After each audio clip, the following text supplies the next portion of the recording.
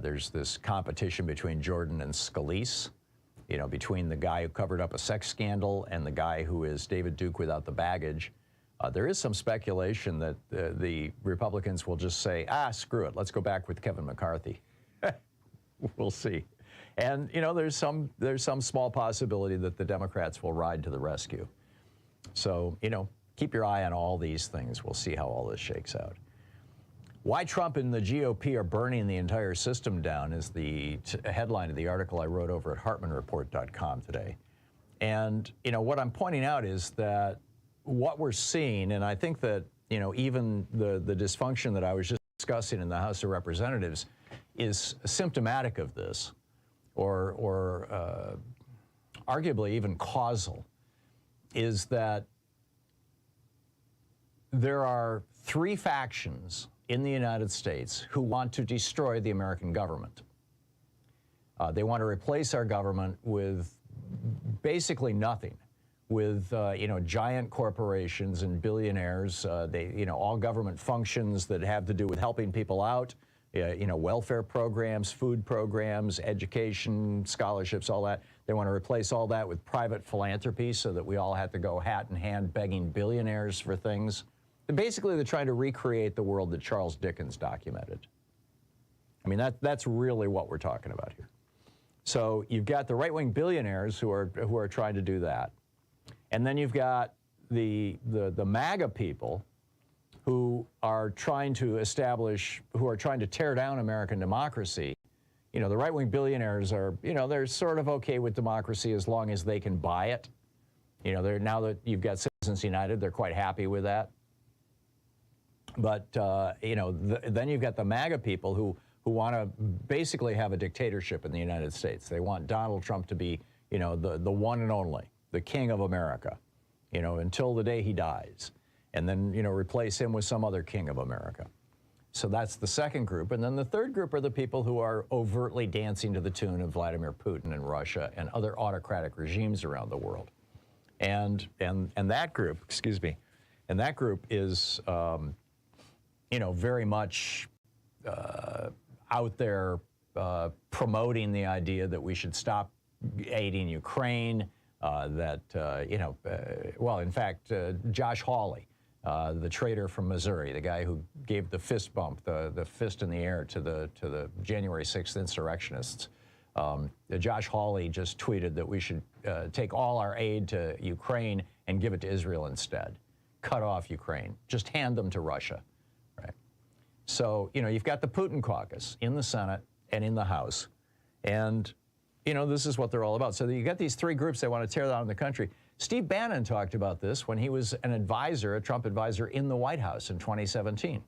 He said that he wanted to deconstruct the administrative state. He said that's all going to be deconstructed. And I think that's why this regulatory thing is so important, that, you know, tear down the regulatory agencies. The fossil fuel billionaires don't want the EPA around anymore. The construction billionaires, you know, like the guy who basically bought Clarence Thomas. They don't want regulations of real estate and the housing industry. I mean, this just goes on and on. It's all over the place. Pardon me. And I would say I'm having an allergy problem, but I don't think that's the time of year for it.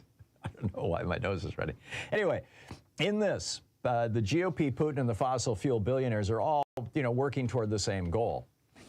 And one of the things, one of their favorite memes is that democracy is not natural. If you look at the history of the human race, you see that it's always been, you know, strongman autocrats and that kind of thing. And there is some truth to that. But if you look, I wrote about this in the Hidden History of American Democracy, if you look at other animal species, what you find from gnats to fish to geese to red deer, what you find is that they make decisions using a democratic process, small d democratic process. So now we're seeing this played out in the United States. This, do we have a social democracy kind of government like you have in the blue states? Or do you have a, you know, 1890s British-style government, you know, like Dickens wrote about, which we see in the red states?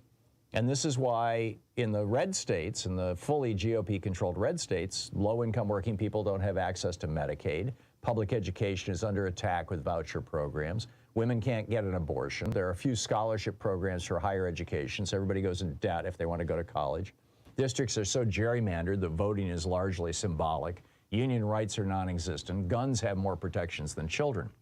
Meanwhile, in blue states, and that red state model is what the Republican Party wants for all of America. Meanwhile, in the blue states, women live as much as 2 years longer, so do men, by the way, about that. Overall life expectancy is as high as in Denmark, whereas in the red states is as low as Serbia. Cancer rates are lower. The cancer rate in California is 358 per 100,000 people. In Kentucky, it's 504 per 100,000. Heart disease can be as much as 5 times lower in blue states than in red states. Children are less likely to die from gunfire in blue states. A child in Massachusetts is 1/10 as likely to die by gunfire as in Mississippi. People have measurably higher levels of primary school graduation and achievement. The vast majority of people are fully insured for health care. Babies and new mothers are less likely to die than in red states. Food insecurity is rare compared to red states. Obesity and chronic disease rates are much lower than in red states, and rates of hypertension are lower in blue states than in red states. I mean, the list goes on and on. You can Google just about any, measurable index of quality of life, and you'll find that blue states are beating red states. The one exception is taxation and cost of living, where red states beat blue states. But, hey, if you want to live on the cheap, then you end up with all these consequences that I just laid out. And now this war against American institutions is going full bore. I mean, the Republicans are talking about putting a guy who, according to the January 6th committee, was the most involved in January 6th, Jim Jordan, as Speaker of the House, to cripple our government. Right now, Republicans in the Senate are blocking confirmation of our diplomats, including our ambassador to Israel, promotions for our military, and appointees to the Departments of Energy, State, Veterans Affairs, and Justice. Republicans in the House are refusing to move forward appropriations legislation because they want to shut the government down on November 17th. Republicans in red states are purging city-dwelling voters from the voting rolls by the millions. Republicans on the Supreme Court have stripped away protections against bribery. Republicans are even telling the media outrageous lies, some so bad that even Fox News hosts can't stomach them. The next bottom line here, the next 15 months are going to determine whether going forward, America is going to look more like red states or like Russia, or are we going to look more like blue states, like California, like Massachusetts? And, it's up to you and me, ultimately. I realize, the billionaires are going to be pouring a ton of money into this election, but ultimately, this may be our last opportunity 15 months from now to vote. In addition to bringing you the Thom Hartmann Program here on Free Speech TV and Video Media Online, we also have a whole set of ways you can interact with us and tools you can use to spread the word about the importance of democracy and the threats to it in our republic. First, there's your daily homework. Sue Nethercutt puts together a daily email newsletter that has a link to every story I discuss on the air, so you can find my sources and you can share them with your friends. It's free and you can sign up at thomhartmann.com. Second, I publish my daily take every day over at the hartmannreport.com website. That's also free if you want the daily 5 days a week rant in your inbox. No ads either. Third, we have the podcasts. There's the free 1-hour version of our daily show that's advertising supported. You can find that wherever you get your podcasts normally. And then there's also the podcast of the entire 3-hour show with no advertisements, and that's available by subscription over at thomhartmann.com. So check them all out at thomhartmann.com and hartmannreport.com.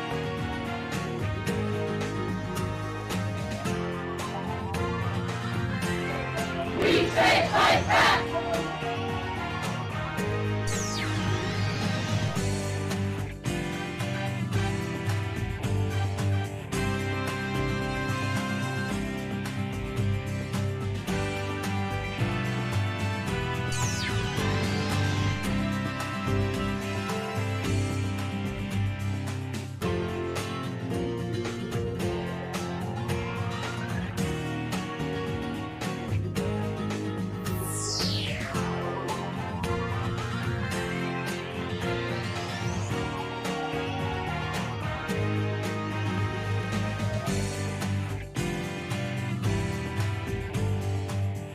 Our book today in the Thom Hartmann Book Club is Unsettling Truths, the ongoing dehumanizing legacy of the doctrine of discovery by Mark Charles and Soon Chan Ra.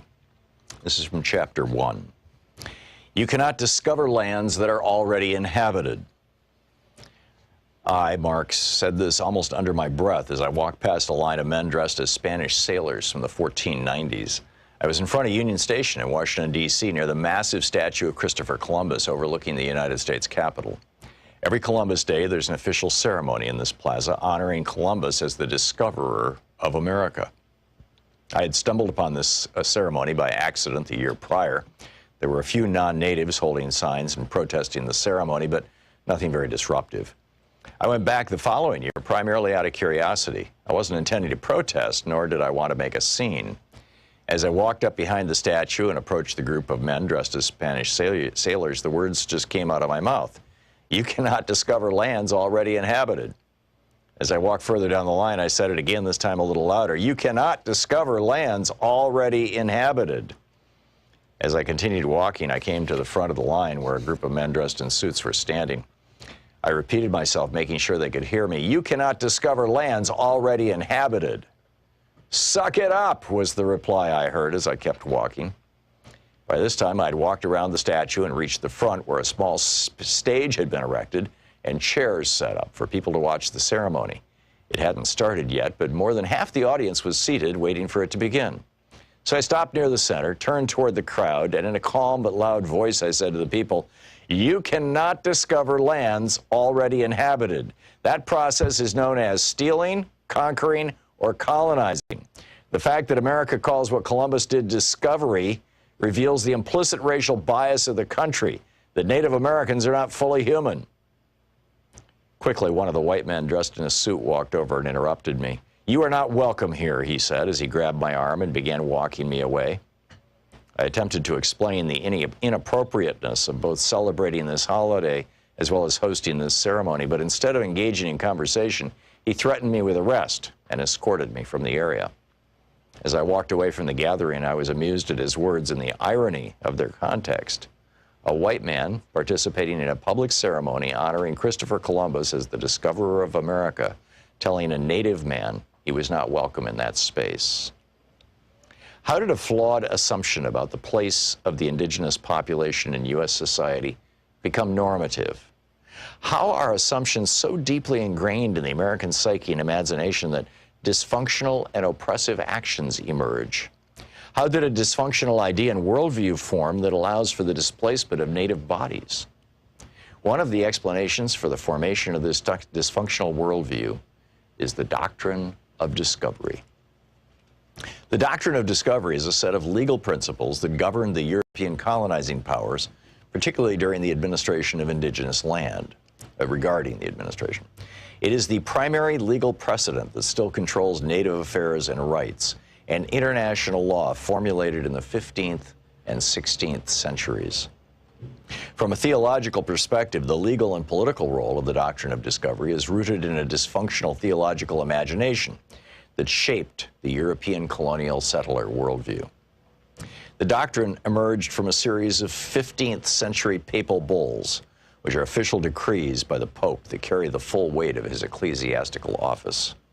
On June 18, 1452, Pope Nicholas V issued the papal bull Dum Diversus, which initiated the first set of documents that would compose the doctrine of discovery. The official decree of the Pope granted permission to King Alfonso V of Portugal, quote, to invade, search out, capture, vanquish, and subdue all Saracens, Muslims, and pagans whatsoever, and other enemies of Christ wheresoever placed, and the kingdoms, dukedoms, principalities, dominions, possessions, and all movable and immovable goods whatsoever, held and possessed by them, and to reduce their persons to perpetual slavery, and to apply and appropriate to himself and his successors the kingdoms, dukedoms, counties, principalities, dominions, possessions, and goods, and to convert them to his or their use and profit. End of quote from Pope Nicholas's papal bull of 1452. Dum Diversus would identify the Saracens, a common term for Muslims at the time, and pagans, essentially identifying any non-Christians as others, as those who could be targeted for, quote, perpetual slavery. The papal bull intentionally used language that identified those outside the European Christian world and enforced the Western theological imagination of non-Europeans as other. The Portuguese took these ecclesiastical statements to heart and perpetrated the slave trade from the African continent to the European and the American continents. As a Christian ruler, the King of Portugal would have power endowed from the church to take possession of the other as slave labor from the continent of Africa. The pagan African body was just another commodity to be taken for the pleasure and profit of the European Christian body, the one made most fully in the image of God.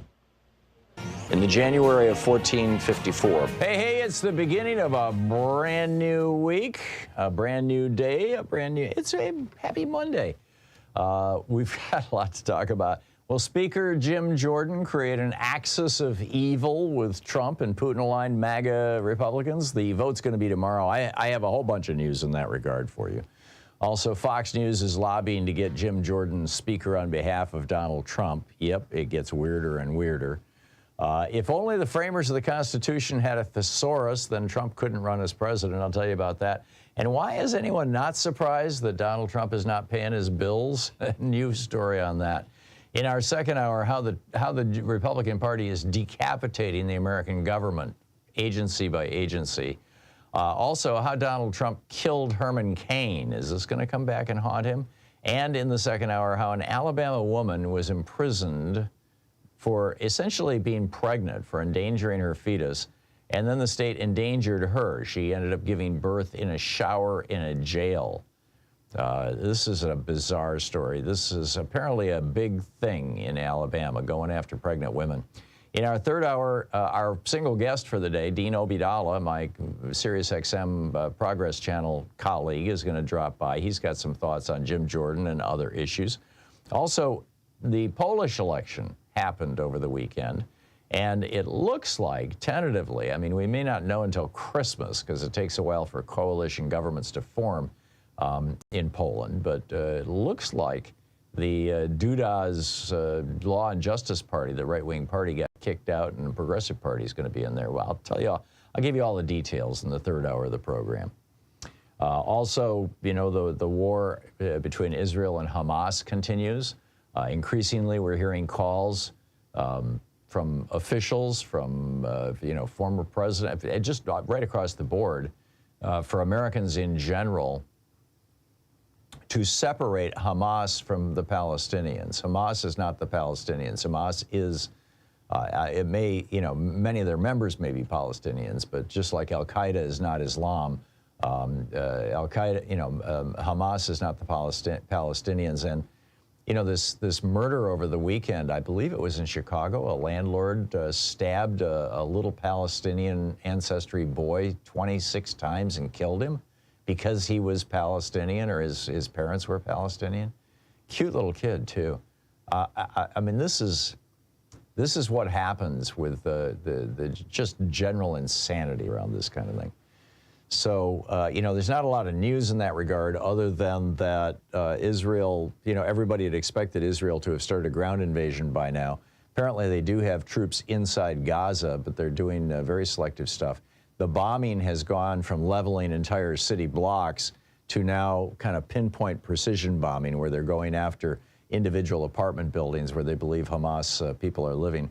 I'm still baffled why Qatar, which is where the wealthy leadership of Hamas lives, has not arrested these guys. Instead, you know, they're driving around in their Rolls Royces and going to the casinos and having a good old time. And you know, I'm baffled. I guess, well, who knows? Anyhow, Jim Jordan. Jim Jordan is the man who would be speaker, right? So who is this guy and what's going on with him? Well, first off, this would be a danger to our republic and an embarrassment to America in front of the world if Jim Jordan becomes the Speaker of the House. He's, you know, 2 steps away from being president. He's second in line from being the president. The first in line, of course, being the vice president. God forbid if anything was to happen to both Kamala Harris and Joe Biden, then Donald Trump's boy here, Jim Jordan, his hand-picked speaker candidate, would be president of the United States. I just can't imagine anything that would be worse for this country. So who is Jim Jordan? Well, Trump is a convicted rapist and sexual predator. And now the Republicans, if they put Jim Jordan in, they want to put in a guy who is accused of covering up the same kind of stuff.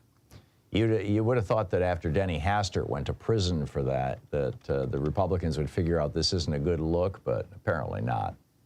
Trump is an unrepentant liar who continues to lie every day. In fact, by the way, he's in court. I mean, he's not actually in the courtroom, but his lawyers are in court in New York today, or in D.C. today it's in New York, before Judge Tanya Chutkan. And the question is, does she issue a gag order, right? And the Trump lawyers came out and said, he's just exercising his First Amendment rights. There's been no problem. And she literally laughed at them. Anyhow, here you've got Trump constantly lying. Well, Jim Jordan constantly lies too, and he does it loudly and he does it publicly. I included a list in my op-ed over at HartmannReport.com today of all the ways and times that Jordan has lied. In 2020, before the election even happened, he claimed that Democrats were fixing to steal it. Donald Trump was saying the same thing, by the way, at the time. He's taking Trump and Putin's side in defending the Russian terrorist attack on Ukraine. He's promoting the Russian lie that then Vice President Biden got a Ukrainian prosecutor fired to help out his son. In fact, it was the opposite. He got him fired because he wasn't successfully prosecuting Burisma.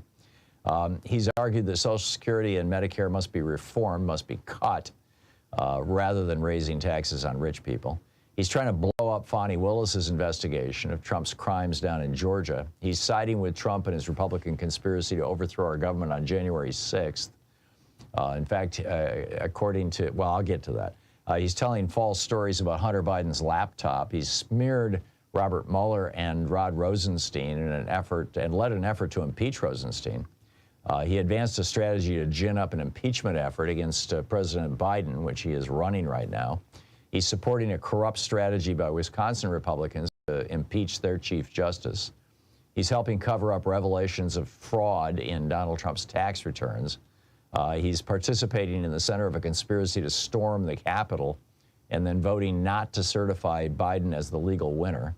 He alleged that the Biden administration is targeting Catholics for punishment by the IRS, and he smeared the IRS in their efforts to get billionaires to pay their taxes.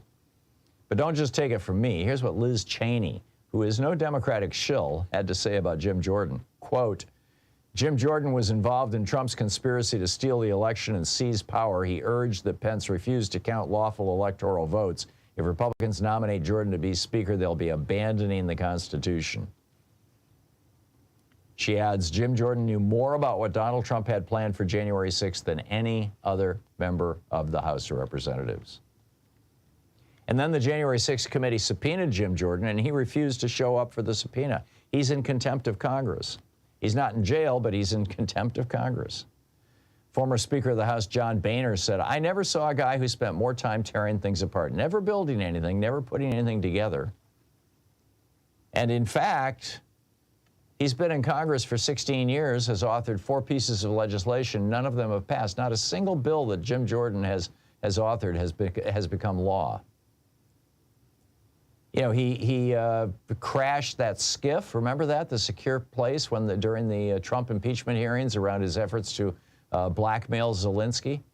Jim Jordan led a bunch of people in there with cell phones, which is completely wrong, completely illegal. I mean, it just goes on and on and on.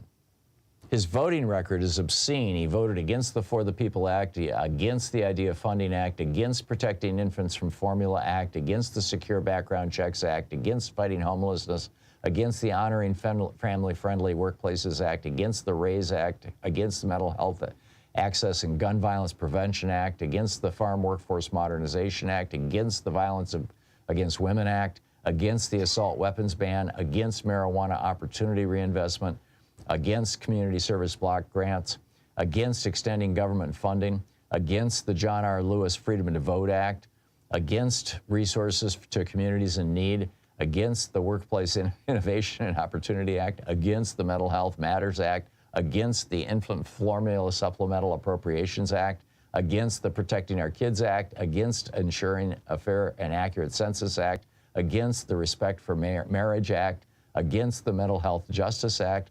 I think you're getting it, right? Jim Jordan is he's never accomplished anything legislatively. All he does is vote against things that actually help the people. His only focus is trashing Democrats with half-truths and lies and supporting tax cuts for billionaires. That's what this guy does. That's who he is. That's what he's all about.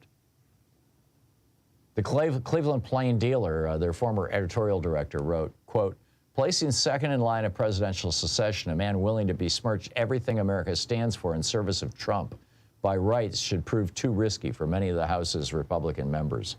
Right. And, we'll see where this goes, but Jim Jordan is no friend to the American people. He's, a good friend to Donald Trump and Vladimir Putin, apparently, but no friend to the American people. Now, there is a story that, well, actually, I've got a couple more pieces that go along with this Jordan story. I'll tell you about that right after the break. It's 16 minutes past the hour here on the Thom Hartmann Program. Talk media for the rest of us. Stay with us. We'll be right back.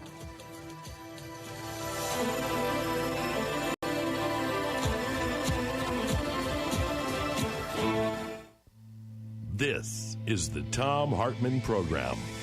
We'll be right back with more of the news of the day and your calls in just a moment.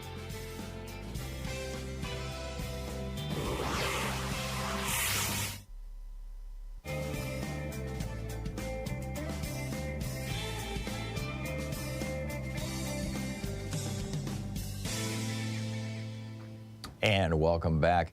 Dan Friedman and David Korn wrote a piece about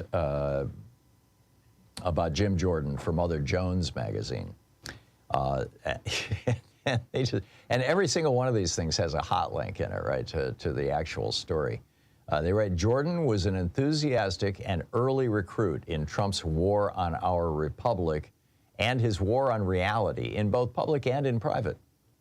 Days after the November election, he spoke at a Stop the Steal rally in front of the Pennsylvania state capitol. Pennsylvania? Yeah, they were trying to flip Pennsylvania as well. They tried to flip Georgia. I mean, that's probably the most famous because, they recorded that phone call where Trump made the call. But they tried to flip Pennsylvania. They tried to flip Arizona. They tried to flip Wisconsin. I mean, these were all these states where they had the fake electors. This is so anyhow, Jim Jordan went to Pennsylvania to do that. Back to the article. He spread election conspiracy theories within right-wing media.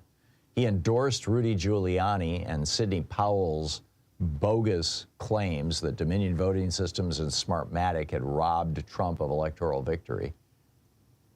You wonder if they may go after him. I guess the speech and debate clause prevents them from suing him the way that they sued Fox News.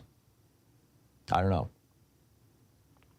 Now, I'm not certain that all those chickens have come home to roost yet. Back to the article. He called for a congressional investigation of electoral fraud for which there was no evidence and demanded a special counsel be appointed to look into election fraud. Election fraud is the grand excuse that Republicans use to pass laws to make it harder to vote. Now, why do Republicans want to make it harder to vote and Democrats want everybody to vote? Because Republicans know that, as Paul Weyrich famously said in 1980 in the basement of a church in Dallas, Texas, during the campaign, Ronald Reagan's campaign for president. Paul Weyrich was one of his frontmen. He is also the co-founder of the Heritage Foundation. He said, I don't want everybody to vote. Elections are not won by the majority of the people. They never have been, and they never will be. In fact, quite candidly, our leverage in the election goes up as the voting populace goes down. That's a verbatim quote. I'm pretty sure I got every word right. And, so there you go. That's the co-founder of the Heritage Foundation saying we want to suppress the vote. And this is over 300 pieces of legislation in the last year have been passed in mostly red states, making it harder to vote. In fact, I think pretty much exclusively red states, maybe a few purple states that have enough enough Republicans to force through these kind of things. Back to the article. This is David Corn's piece in Mother Jones. He endorsed state legislators canceling vote tallies and selecting their own presidential electors. That's a crime in and of itself. I mean, that's what John Eastman might go to prison for. That's what, advocating that is one of the charges, actually one of many charges against multiple people here. Saying that this is the whole fake elector thing. You've got, something like 20 of these fake electors. Most of them, nobody has chosen to prosecute them, but there's a bunch of them that are looking at being prosecuted. Back to the article. He urged Trump not to concede. He demanded Congress not certify Joe Biden's victory in the ceremony scheduled for January 6th, 2021. Jim Jordan, toxic. Now, there's a possibility there's going to be a fight against this. So I'll tell you all about that right after this. Stay tuned.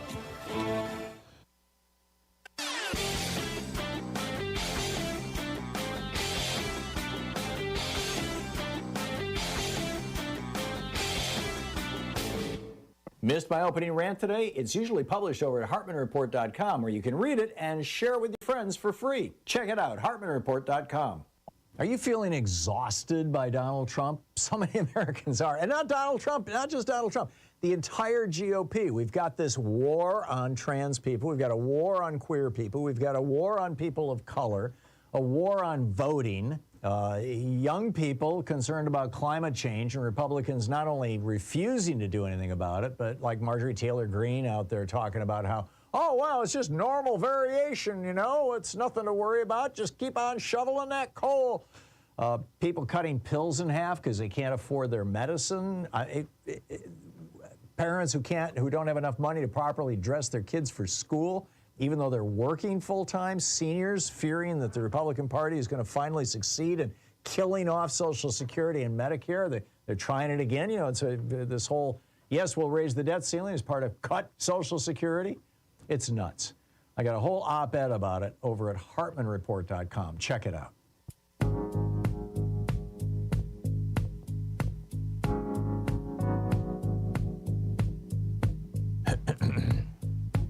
Welcome back.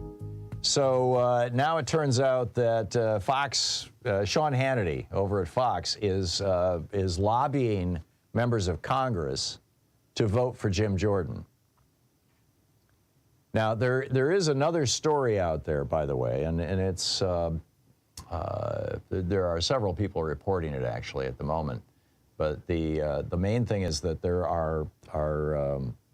there's a small group of Republicans, actual Republicans in the Republican conference who are like, no way to Jordan. And see, they've got like a 6-vote majority or, 5, 6, 7, it depends on who's out which day. But they've got this little tiny majority in the House of Representatives. And, you just can't elect, or at least the Republicans can't nominate a speaker without that. And the Democrats aren't going to jump in until or unless the Republicans actually nominate somebody who's reasonable. And so there's this buzz that there's somebody coming. We don't know who yet, but that there's somebody coming that tomorrow when the vote happens and Jordan loses the vote, they're going to roll this guy out or this woman. I just don't know who it is, but we'll see. But here's what's going on with Sean Hannity. One of his producers, a woman named Stephanie, has sent out an email to the members of Congress who have not already come out in support of Jordan. Now, I'm guessing this is happening because Donald Trump called up his good friend Sean Hannity. You recall they were constantly, conspiring throughout the Trump presidency to give Trump good publicity and promote him and his stuff. So anyhow, she reaches out, her email to people. Now, just imagine you're a Republican member of Congress, and Fox News literally holds the fate of every Republican member of Congress in its hands. It's the go-to news network for Republicans all across the country. So if Fox News turns on you, if Fox News singles you out, if Sean Hannity singles you out and says, hey, wait a minute, this guy is not supporting the people that that he should support, in my opinion, then, you know, hey, you've lost your primary, you've lost your seat, and everybody gets primaried every 2 years. So here's the letter. It says, can you please let me know if this is accurate, and if true, Hannity would like to know why. See, what they're referencing is that you don't support Jim Jordan, right? Can you please let me know if it's accurate that you don't support Jim Jordan? And if true, Hannity would like to know why, during a war breaking out between Israel and Hamas, with the war in Ukraine and the wide open borders and a budget that's unfinished, why would Representative X be against Jim Jordan for Speaker? Please let us know when Representative X plans on opening the People's House so work can be done. Lastly, are there any conditions Rep. X will work with Democrats in the process of electing a new Speaker? The deadline for comment is 11 a.m. tomorrow, 11/16. So that would be, you know, like an hour ago or 30 minutes ago today.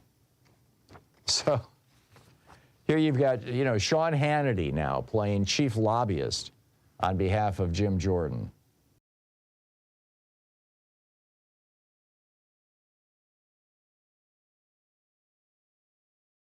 It's eventually one of two things is going to happen. I mean, eventually they're going to have to pick somebody, but over the short term, eventually one of two things is going to happen. Either they're going to pick somebody for Speaker and get about doing the people's business and keep the government open, or on November 17th, the government's going to shut down, and it could shut down for a very long period of time. You'll recall that the last time it shut down over the border wall was the longest shutdown in history. That lasted right up until around Christmas. That was several months. So they know that they can do that. And, you know, I'm frankly fully expecting that. But we'll see. We'll see. It is 27 minutes past the hour. I'll be back with your calls and the rest of the news of the day. Oh, and the founders and the thesaurus and Trump paying his bills. I got to tell you about those stories. Stay with us, and then I'll pick up your calls. You're listening to the Thom Hartmann Program. Call 202-808-9925. It's your media support group for We the People. Back with your calls and more of the news of the day right after this.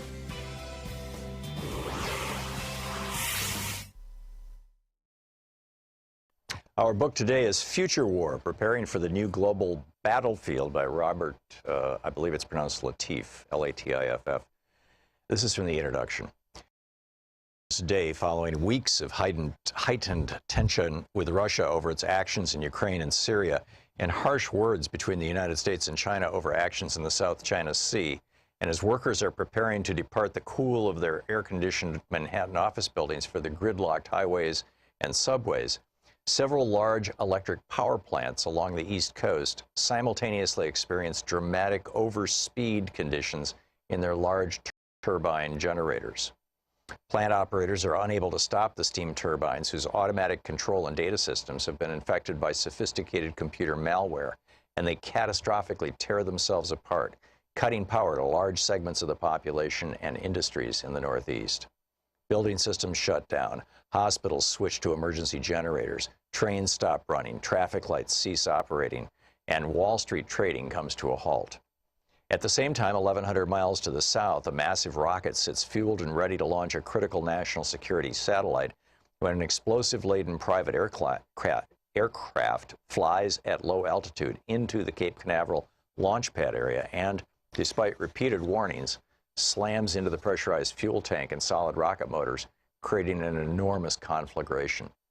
Half a world away, elite commandos equipped with the latest high-technology equipment but unidentifiable as a national army attack U.S. and allied interests near areas of disputed territory. Thus are fired the opening shots of a new war. These hypothetical events represent a radically different style of conflict fought with new tools and against new and unfamiliar enemies. When most people think of war, they imagine soldiers doing battle with other soldiers, employing tanks, artillery, and other recognizable weapons. However, in this century, war has morphed into something we can scarcely recognize, and future conflicts will be qualitatively and quantitatively unlike those of the past. It will be fought using innovative and unusual weapons, many of which, because the technologies have both civilian and military uses, will be available to far more people who are far less skilled in their employment. The so-called democratization of technology has diminished the monopoly of advanced countries on the tools of war. 21st century armed conflicts often have no battlefield in the traditional sense. The concept of opposing armies clashing in deadly struggle but moderated by international conventions of behavior seems a thing of the past. In 1999, Chinese colonels Kuo Liang and Wang Shuangshui predicted that soldiers would increasingly be computer hackers, financiers, drug smugglers, and agents of private corporations rather than members of a military, and that their weapons would include not only airplanes, cannons, poison gas bombs, and biochemical agents, but also computer viruses, net browsers, and financial derivative tools. Their predictions were prescient. Yesterday's wars were, like World War II, about saving civilized nations from maniacal dictators, or like the conflicts in Vietnam and Korea, devoted to a clash of ideologies in the attempt to limit the spread of one hegemon over another. They were big affairs involving large military forces and enormous violence. Today's wars are more about cultural and religious hatreds, using violence as a means to change the hearts and minds of people, among whom the killing occurs with more frequency. Tomorrow's wars will be different still, fought largely for political dominance with stealth and cunning, targeting innocents and institutions, heavily dependent on information superiority, and employing strange new weapons. While we have a highly motivated and well-trained and equipped armed forces that will adapt, we are not prepared as a nation to react well to the inevitably messy and ambiguous situations these new conflicts and weapons will present. We still have no clear idea of what constitutes an act of war in cyberspace now, nor of how we might respond to such an act. It is not enough for the military to be prepared. Neither the public nor its decision makers have yet fully comprehended the significance of the changes in the types of conflict and the tools with which they will be fought. Without question, there will be circumstances when decision makers will find it necessary, or at least think it necessary, to send soldiers into classic boots-on-the-ground combat situations. We will continue to project force with our powerful aircraft, our munitions, and our aircraft carrier strike groups. When war is fought in foreign lands, it could well be against other high-tech armies. However, war will increasingly be more personal and often fought closer to home. It will not lend itself to the traditional massive displays of U.S. firepower. It will affect individuals directly, not as some distant conflict we read about in newspapers or watch in the movies or on the internet. Americans will be targeted on U.S. soil, often, as we have seen in San Bernardino and Orlando, by homegrown terrorists. This form of war will be messy and complex, and it will not lend itself to easy, quick, soundbite solutions. It may not even be clear for a while who perpetrated the violence against us. Was it state-sponsored or a random act of terror? Will we unleash massive destruction on foreign countries in retaliation for attacks by terrorists residing on our own soil? If so, to what end and with what consequences? There are always consequences, whether they be the death or capture of our own troops, unnecessary civilian casualties, or the incitement of more violence. The book Future War by Robert Latif.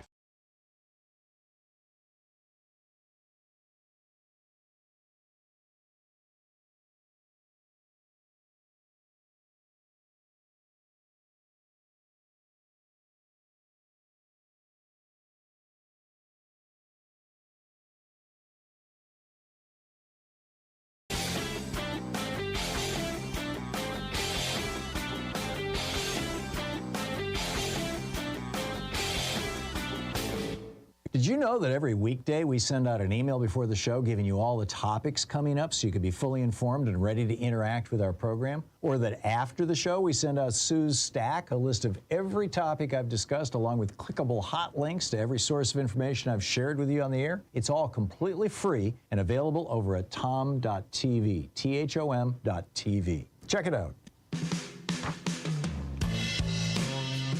Welcome back. So a lawsuit filed in Colorado is trying to keep Donald Trump off the ballot there by using the 14th Amendment. You know, Section 3 of the 14th Amendment says that no person who has engaged in insurrection against the United States or given aid and comfort thereof, to those who have engaged in insurrection shall hold public office. And I think Jim Jordan qualifies for that. In fact, I think there's a bunch of members of Congress who qualify for that. But certainly Donald Trump qualifies for that. Well, that lawsuit is moving forward. And Donald Trump's lawyers are arguing that because the presidential oath of office, the military oath of office, requires you to protect and defend the Constitution, right? When you raise your hand and swear to be a good member of the military, when you're inducted into the military, you swear to protect and defend the Constitution. But when you are signed in as president, when you are sworn in as president, you are asked. Excuse me. Yeah, you are also asked to protect, preserve, and defend the Constitution, but not to support it. And the 14th Amendment says that basically you have to support the Constitution. So anyhow, Trump's lawyers are arguing that he has no legal obligation to support the Constitution. It's not part of his. What I don't understand is why this isn't news. Donald Trump is arguing that as president, he doesn't have to support the Constitution. That's his legal defense in this case in Colorado. Why is, if Bernie Sanders or Joe Biden or Alexandria Ocasio-Cortez or hell, any Democrat were to say, well, I don't have to support the Constitution, it would be national news. Everybody would be asking, they'd be asking every Democrat in sight, well, what do you think about, Representative Ocasio-Cortez saying she doesn't have to defend the Constitution? If she had said that, right? I mean, they would go nuts. It would be 4 days solid, nothing else on Fox News. It would be all over right-wing hate radio. Well, there is no parallel media infrastructure on the left. What you're listening to right now is about as close as we get.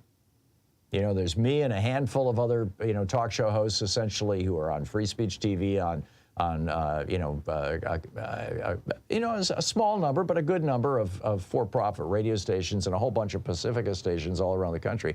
But we have, we're a peanut whistle compared to 1,500 right-wing talk stations, 3 right-wing television networks, one owned by a billionaire that's one of the 3 largest cable networks in the United States.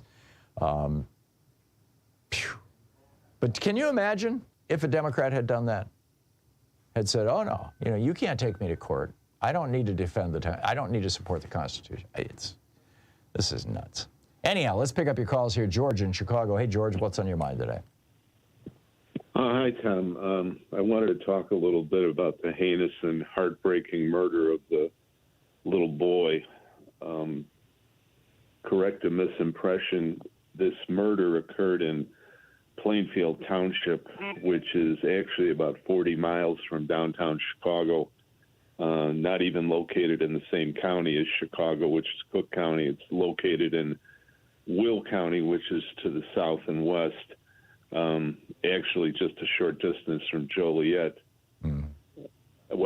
I'm assuming this is a red county then, George? No, not really. It's pretty much in the middle. Mm-hmm. The current state's attorney for Will County is a Democrat who's held office for some time. But oh, that's good. What I wanted to say is that I just feel so sad and sick inside over the death of this little kid. He was an American kid. He was born here. Yep.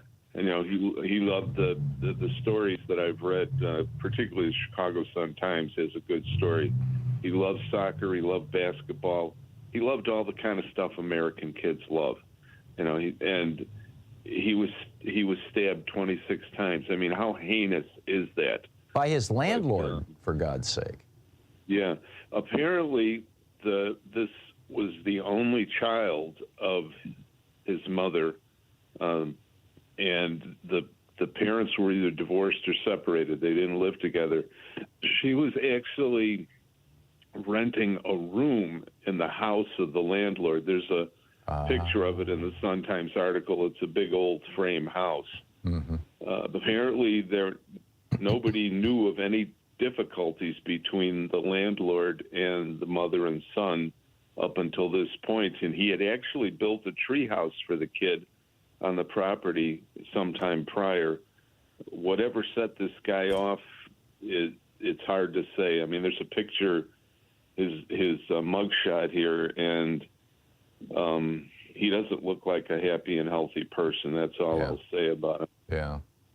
It's so sad. But this, with all the difficulties and problems the city of Chicago has had recently, this was not one of them. Okay, thank you for correcting me on that, George. Yeah, well, as much as I'm reluctant to correct Thom Hartmann. Oh, no, I get things, every day. you know, when I'm not 100% accurate, I really appreciate it when people call in and say, no, wait a minute here. Thank you for that. Well, you're welcome. But just by way of background, I live in the southwest part of the Chicago area, and over the last few decades, more and more Middle Eastern, mostly Palestinian people have located here. There's lots of businesses, and there's a major mosque in the southwest suburb of Bridgeview. It's called the Mosque Foundation, and that's where the funeral's being held today. Local police departments are all on alert and heavily patrolling because the turnout is expected to be gigantic. Yeah. And then there, believe it or not, there is an old Muslim cemetery about 10 or 11 miles from the mosque in the west suburb of LaGrange Park. And they're expecting the funeral procession to be miles long all the way up there. Wow. But my heart's just breaking over the death of this little piece to his mother. It's so horrific. Yeah. I've seen pictures of him. You know, not that we wouldn't mourn the death of an ugly little kid, but he sure was a cute little kid. I mean, it's just it's apparently tragic. A happy, well-adjusted kid, full of life and energy. Yeah. He loved everybody, and everybody loved him. It's just like a light has gone out in the world. Yeah. You know. Yeah, I get it. George, thank you. Thanks for the details on that. And, you know, from somebody who's there and knows, I appreciate it. Tyrone in Harlem, New York. Hey, hi, Tyrone. What's on your mind today? How you doing, Tom? Well. I'm thinking about this Speaker of the House situation. Mm-hmm. And it's sad to hear about that little boy, because goodness. Yeah. But I know you got 435 representatives that decisions that they make affects the mass population, millions of Americans and people outside of America. Can we do would they be able to have them like all stay in the chambers or what have you, all together until they come up to a decision on who's going to be the Speaker of the House? We know that the Republicans supposed to have the numbers, but the problem is they're prolonging this, and they got this blasé attitude like, oh, we're going on break. Oh, we're going away for the weekend. Oh, we don't. It's like it's really of no consequence that these people get this thing settled, because this is the first time this have ever happened, and they have this blasé, this childish, almost childish type attitude towards how this thing gets settled. And if you and I would treat them like children. I would lock them all in the room, take their cell phones, and say, "Listen, y'all have to come to a decision. If you can't come to a decision, y'all going to stay here. There ain't no going home. Ain't no going away. There's no. This is serious business that we're dealing with here, and the immaturity that these people are operating under. Let's be clear, though, Tyrone. It's not the 435 members of the House. It's the 222 members of the Republican caucus, because the Democrats have already said, hey, you know, we're here with Hakeem Jeffries, and we put forward him in nomination. And if 7 or 8 Republicans want to vote with us, we can have a Speaker of the House who's a reasonable guy, who is perfectly willing to reach across the aisle and collaboratively work with Republicans on things that are important. And, you know, he's not some bomb thrower. He's a progressive, but he's somebody Republicans can work with and have worked with. Well, the reason why I say all of them is because that is an option. That is an option that they can pick, Hakeem Jeffries. But to have that option, you got to have everybody in that room that is pitching things and understand that, listen, we have to make this decision because it's not just about us. Yeah. They have this idea that, well, if it's not going to benefit me, it don't need to work. And we have these people that still have that Confederate mindset that if you don't work, let's burn it all down. Yep. And this is not conducive to us moving forward. Amen. Unless I'm hoping that, that I wish that they could come up with that and say, listen, no cell phones, no going away, none of this. This is not a game. Yeah. We got to stand here and make a decision on how we're going to move forward, because we have to move forward. Well, it's up to Patrick McHenry now. He's the Speaker pro tem, the kind of temporary Speaker, and he's calling the rules. But the position that they're taking is that they're not going to bring a speaker's name to the floor until they've got 217 votes, until they've got enough votes within the Republican caucus to do it. This is an extension of the old Denny Hastert rule. Hastert came up with this rule, and the Republicans have pretty much been living with it ever since the early 2000s, which was that when the Republicans control the House of Representatives, they will not even call a full vote of the floor on the floor of any legislation that cannot pass with exclusively Republican votes. If they get some Democratic votes, that's fine. They can call it bipartisan, but it's got to happen within the Republican conference. It's basically a consensus position, and what that does is it superempowers the minority within them. It superempowers the 5, 6, 7, 8. Actually, it looks like it's 10 or 15 or 20 of these right-wing crazies. Kind of the Matt Gaetz brigade, as it were. And that's a problem. That's a real problem, Tyrone. And until they abandon this strategy, this Hastert approach, it's going to continue being a problem. Tyrone, thanks for the call. I think your analysis is absolutely accurate, spot on. It's 46 minutes past the hour. We'll be back with more of your calls in just a moment. Stay tuned. It's the Thom Hartmann Program, a place where despair is not an option. You're listening to Thom Hartmann. Visit thomhartmann.com for audio and video archives. Occupying the media 3 hours a day, 5 days a week, right here. I will be right back with your calls.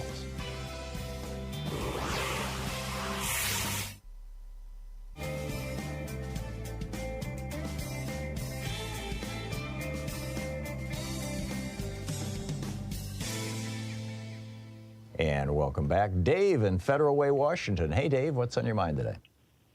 Hey, not too much, Tom. Hey, before I make my main point, I just wanted to make a point about emotive propaganda, propaganda that evokes emotion. Oh, okay. Yeah, emotive. It causes emotion, right? Look, I heard a guy on CNN this morning he actually said some complimentary things about Joe Biden's response, President Biden's response to what is going on in the Middle East.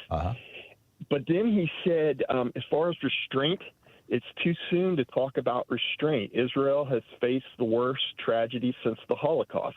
And if and he asked the guy, he goes, if you talk about restraint, are you saying you advocate or approve of Jew hunting? Because that's what Hamas was doing. They were Jew hunting. And I was like, Jew hunting? I was like, man, that evokes a lot of emotion. That's a pretty brutal phrase, yeah. It is a brutal phrase. And I was, he's talking about restraint. And I made a point one time. I saw an Armenian billboard that was against Donald Trump. Somebody paid for a whole billboard against Donald Trump in the last election, and they were from Armenia. And I traced it back to this disgust they felt about Russia introducing Syrian mercenaries into that area, right? Now, the Armenian military is not worried about 500 Syrian mercenaries, okay? They're not really a threat. What do mercenaries do? They lower the common denominator of an already brutal environment. You understand that, right? Yep. This is why the United States pioneered the laws of armed conflict. So to talk about restraint and to talk about abiding by the laws of armed conflict, you are not being weak. All right, you are not Jew hunting. You are doing what is best for humanity, really. I mean, and that's all I wanted to say on that. And also I wanted to mention, I don't have any direct evidence, but I heard something about Jim Jordan possibly being a source of classified information to former President Trump. And I just want to say, given another aircraft carrier group is going into the area, Tom. Right, they just sent the Eisenhower in after the Gerald R. Ford.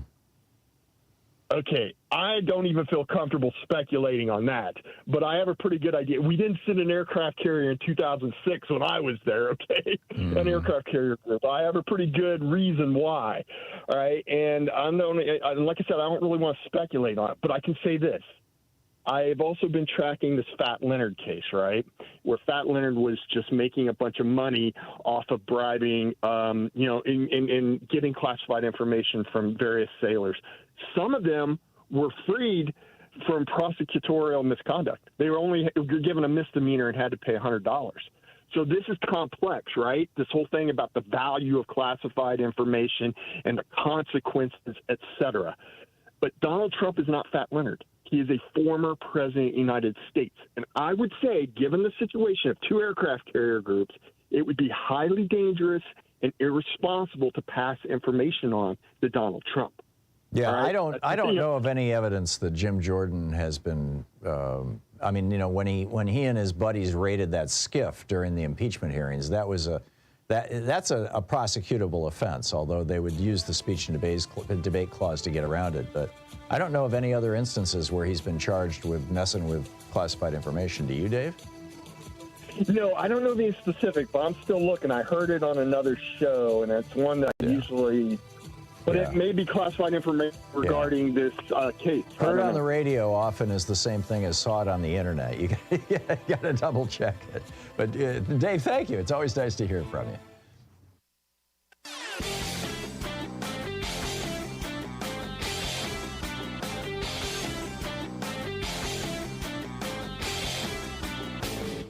Hey, thanks so much for sharing our program and for reaching out to our stations and sponsors and letting them know that you're listening. It really means a lot to us.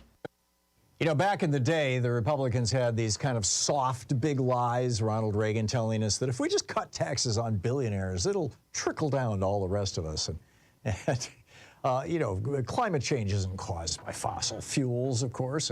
Voter fraud is caused by black people, and gays and lesbians and trans people want to convert your children. All these lies. Public school teachers are communists. They really are not working. So now the Republicans have a new strategy. Because their lies are not working, including their lies about COVID and about Russia and about the media and everything, in public schools, abortion. Because their lies aren't working, they're actually going after university-level researchers who look into how lies are created and propagated across social media and in the media and in politics. It's an amazing story, reported by both the Washington Post and the New York Times. I got a whole rant about it over at hartmanreport.com. Check it out.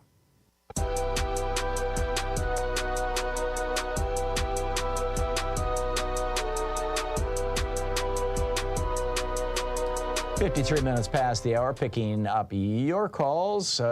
Kusai in Campo, California. Hey, Kusai, what's on your mind today? Hi, Tom. How are you? I'm well. What's up? Okay. I just wanted to point out, you said earlier how the leaders of Hamas are in Qatar driving Rolls Royces and going to casinos.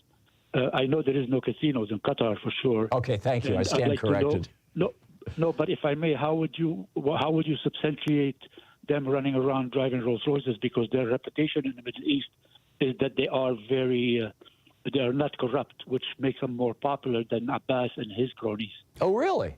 Okay. Well, maybe, I shouldn't just throw stuff. I saw some photographs of the people leaving a hotel and getting into a car that looked to me like a Rolls Royce, but that's certainly not solid information. You may well be right. It might be that they are living more modestly, but they're still the leaders of Hamas, Kusai. No, I know they are, but their reputation in the Middle East, I know that for sure, is that the reason they're so popular with the Palestinians is that they are not corrupt and not corruptible, because they're ideologues much more than merchants. Yeah, interesting. Okay, thank you for that. I'll do some more research into that. I'll look into it, and B, I will back off the inflammatory rhetoric. Kusai, I appreciate it. Thank you, Tom. I appreciate you. Thank you. You're welcome. Thank you. John in Los Angeles. Hey, John, what's on your mind today? John in Los Angeles? Hello. Hey, John, you're on the air. Hello. Yeah, hi. I just wanted to say, well, first of all, after hearing that Kusai guy talk, be careful, Tom. talking about Rolls Royces, because that tends to put garbage in the people's heads. And since they are nothing more than organic computers, we tend to put garbage out if we get garbage in. Okay? Yeah. That's democracy. What'd you call about? And that's one of the things that I wanted to talk about initially. The reason why democracy fails. Democracy in this country that I live in, I don't live over there in the Middle East. Which is not a democracy. It's a kingdom. That's right. And this is not one either, because it's contaminated. It's been contaminated. It's been sabotaged. And that's why democracy it's still fails. a democracy. It's just a badly dysfunctional one. Oh, well, again, people like Weyrich or, some extremist who's basically just a capitalist, non-humanist, they take it over. And if they can't take it over one way, they outright hijack it. The Weyrich comment about voting, elections. Okay, there's one example that I can point to that your listeners just heard coming out of your mouth, okay, or from your airwaves. Which is literally true. And fine, yes, I agree. I think I did hear him speak. The clip is all over YouTube. There's 10 different versions of it. My lying ears. Just go over to YouTube and plug in Paul Weyrich, Weyrich. Yeah. So what's your point, John? So, my point is that's why democracies fail, because they're contaminated by. I think democracies fail when the basic rule structure that keeps them democracies starts getting broken down. And I agree with you, it's done by corrupt people. And I think that the major corruption of the rule structure that holds our democracy together that's been happening has been done by 5 Republicans on the Supreme Court, legalizing political bribery. When they decided in Citizens United, in Buckley, and Bellotti, in these 3 Supreme Court decisions, when they decided, and arguably you can go back to Santa Clara County in 1886, when they decided in these decisions to say that money is speech and corporations are persons and bribery is not bribery, it's free speech, they damaged this country. You're listening to Thom Hartmann. In addition to bringing you the Thom Hartmann Program here on Free Speech TV and Video Media Online, we also have a whole set of ways you can interact with us and tools you can use to spread the word about the importance of democracy and the threats to it in our republic. First, there's your daily homework.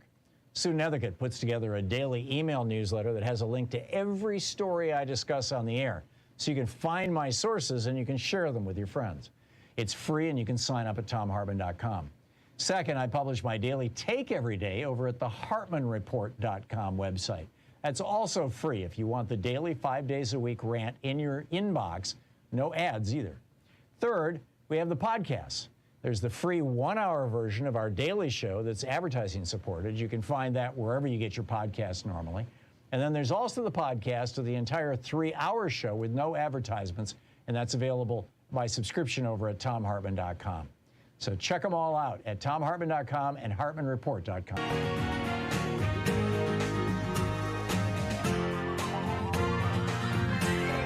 We say fight back!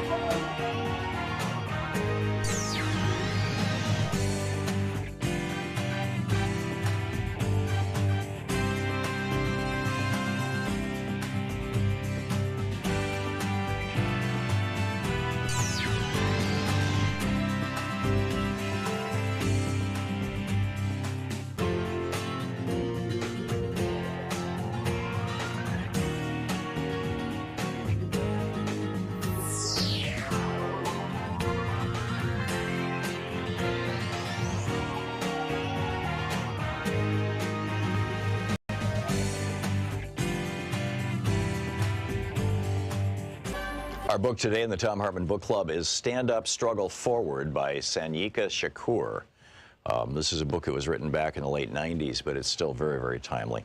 This is from the second chapter titled Class Antagonisms Inside the Fundamental Contradiction of National Oppression.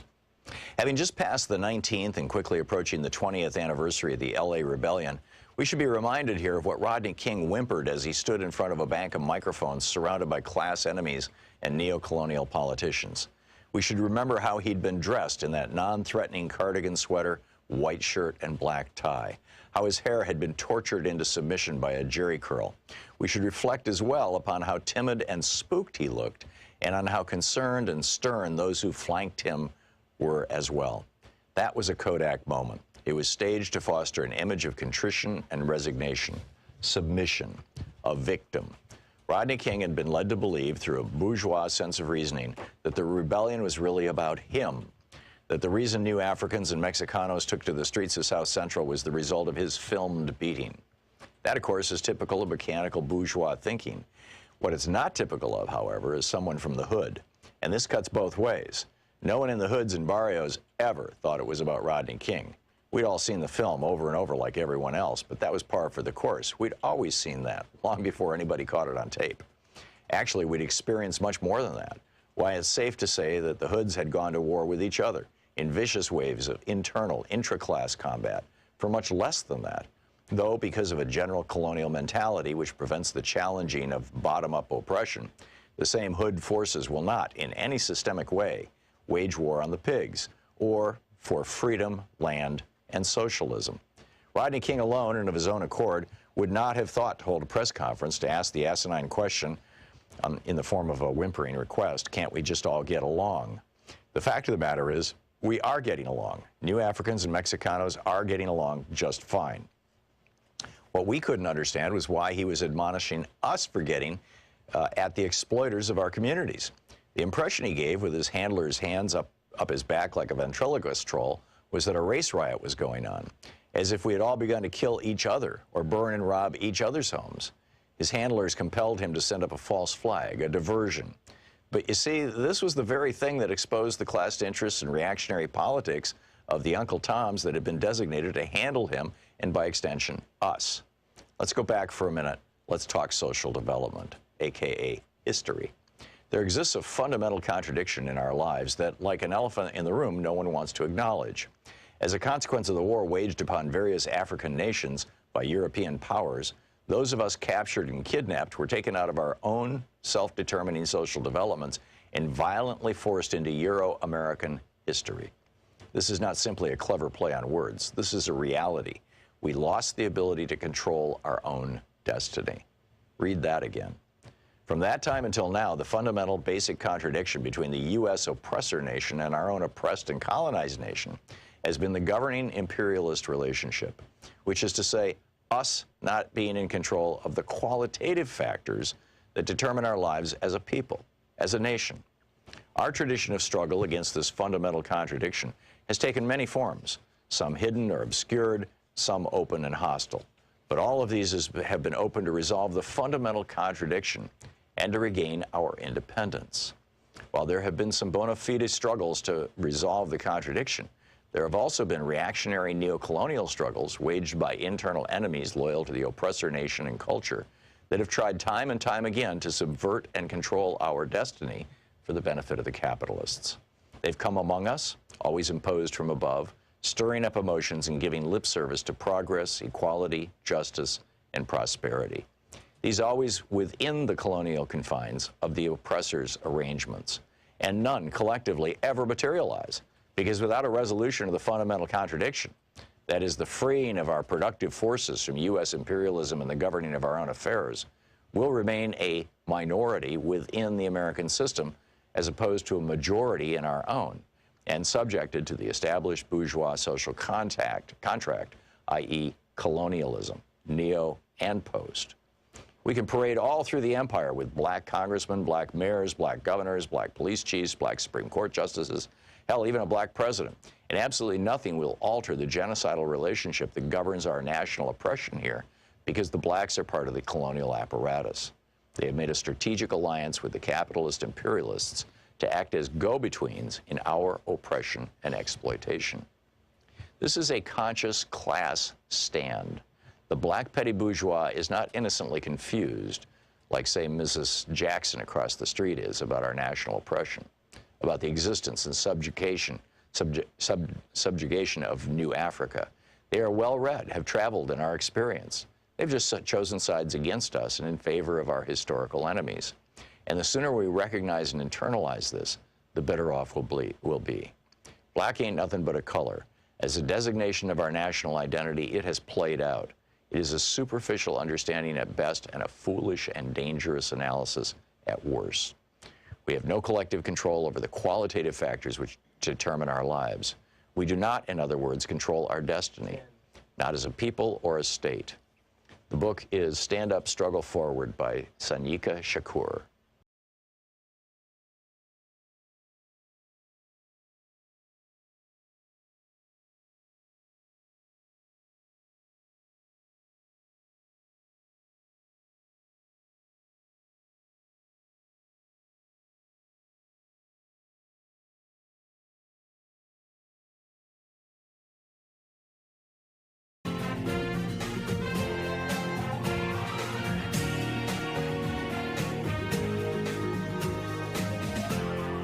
This is the Thom Hartmann Program.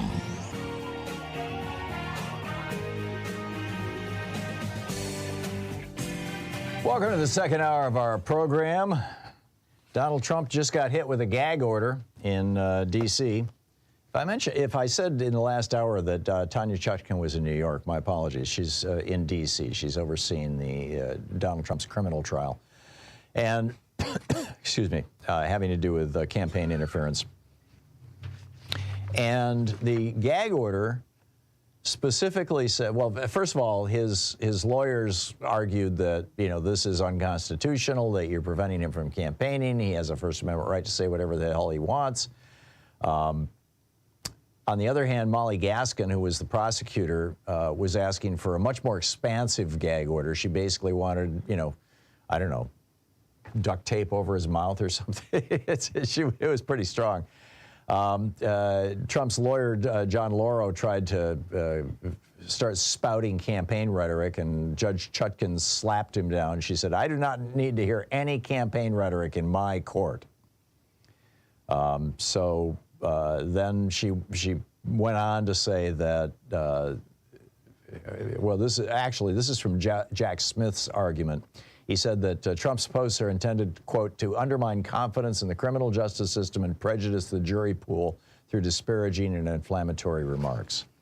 So what she did is she ruled that he may not make disparaging remarks of basically, you know, any of the people. Let me find the exact language here. For some reason, when I printed it, it chopped off a piece of it.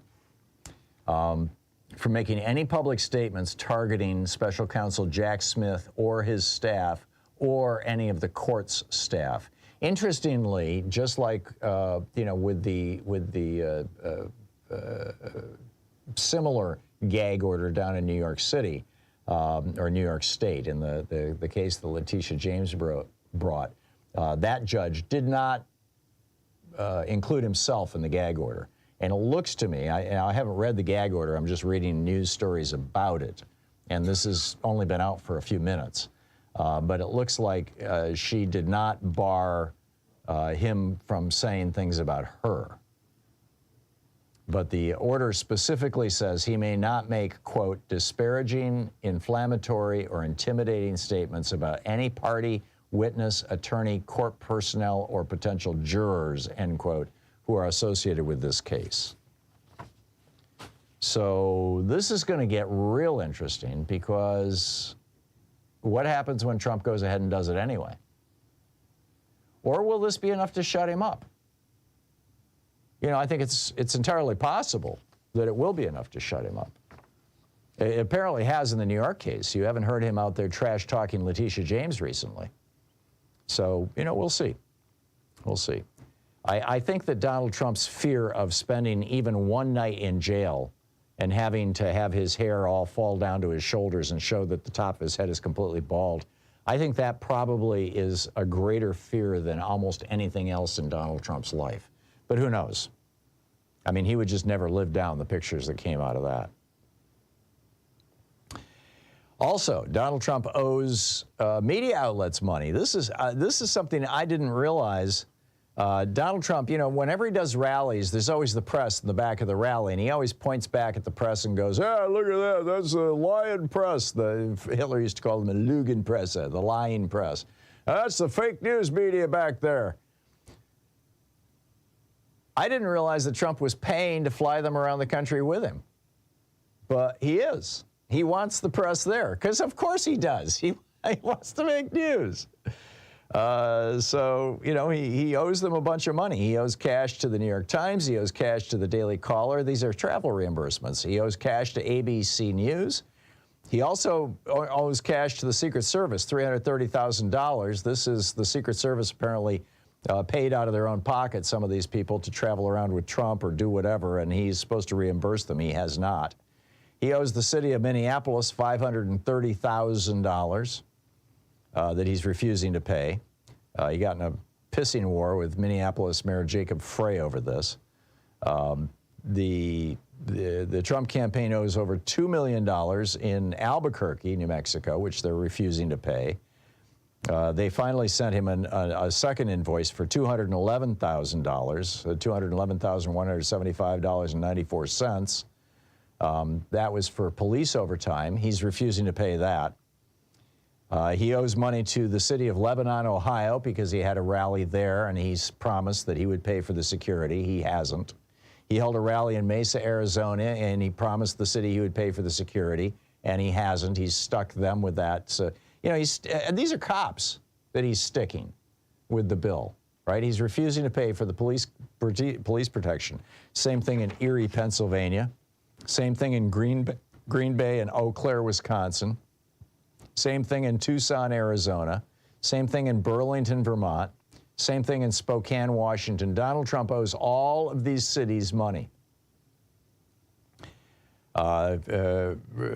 Wisconsin Mayor Theodore Grant told Greenburgh, Pennsylvania, not to expect Mike Pence is going there for a pro-Trump rally, or actually was. This was a year ago. Went there for a pro-Trump rally, and he said, boasts himself as the birthplace of the Republican Party. He said, "Don't expect to get paid." And sure enough, they weren't paid. They had to dip into the city's emergency fund, which was only $15,000, and they wiped it out. The city of Ripon, R-I-P-O-N, maybe it's Ripon, I'm not sure, is now out of money, thanks to Donald Trump. How many more cities is he going to sucker? I mean, every time you see him going to one of these rallies, you just know, he's screwing another town. And they keep letting him in. Meanwhile, the Republican Party is decapitating the United States. I mean, let's call this what it is. This is an effort to bring down our government. Steve Bannon in 2017, when he was first made, White House special counsel, or his title was, chief strategist or something like that in the White House, he said, our goal is to deconstruct the administrative state. What is the administrative state? The Internal Revenue Service, the Environmental Protection Agency, the Occupational Safety and Health Administration, the Food and Drug Administration, the U.S. Department of Agriculture, the Interior Department, the Energy Department, the Labor Department, the Education. That's the administrative state. And Steve Bannon told the world that the goal of the Trump administration was to destroy it. They set out, probably at the orders of Vladimir Putin, to destroy the government of the United States. And look at what they've done so far. We have no Speaker of the House, so Congress is paralyzed. We have no Army chief at a time that we're on the verge of intervening in a war in the Middle East. We have no chief of naval operations at a time that the USS Gerald Ford and the USS Eisenhower are streaming toward Gaza. We have no head of the Air Force at the time that we're being asked to, at the very least, keep careful track of what's going on in the Middle East. And not just the Middle East, by the way. There are war zones all over this planet right now that we're in the midst of. You've got China coming right out and saying that someday soon they're going to take Taiwan. We've got a fleet in that region, And we have no chief of naval operations because of Republicans. We have no head of the Air Force because of Republicans. We have no ambassador to Israel during a time of extraordinary crisis with Israel because Republicans in the Senate refused to even hold a vote on moving forward or not, the Biden administration nominees to Israel. And it's not just Israel. We have no ambassador to Lebanon, which is in the middle of this. This is where Hezbollah is headquartered. We have no, or not headquartered, but, is raining rockets on Israel from. We have no ambassador to Oman. We have no ambassador to Kuwait. We have, the Fifth Fleet is steaming into the region right now. We have no commander for the Fifth Fleet. We have over 300 senior military roles where there's nobody in charge. Russia has got to be doing fist bumps and high fives. We have no State Department coordinator for counterterrorism. The Republican Party is decapitating the United States government from within. We don't need to worry. We don't need to be sitting around going, oh my God, the Russians are going to try and take our country down, or the Chinese, or the Iranians, or the Saudis. They're all enemies of democracy. They all want to see America fail. Well, no, we've got our own homegrown enemies of democracy. They're called the GOP. And they have caused our government to fail in the ways that I just laid out. How can you call this anything other than, at the very least, unpatriotic and at the most treason? This is the Thom Hartmann Program. I'll be right back with more of the news of the day and your calls. How Trump killed Herman Cain, in fact. Stay tuned for this.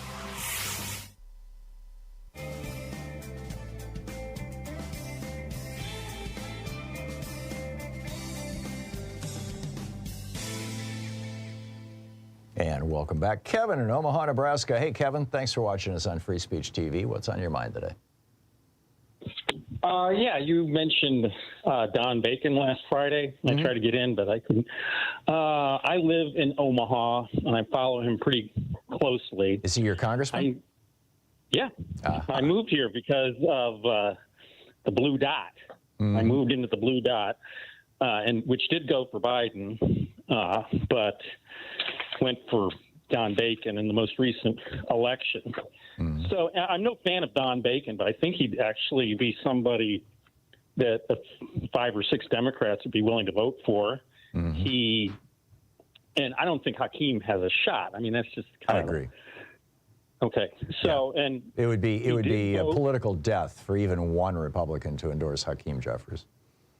Exactly. And I don't think this would be political death for him because he narrowly won last time, much smaller percentage than in previous races. He won by 5,000 votes in a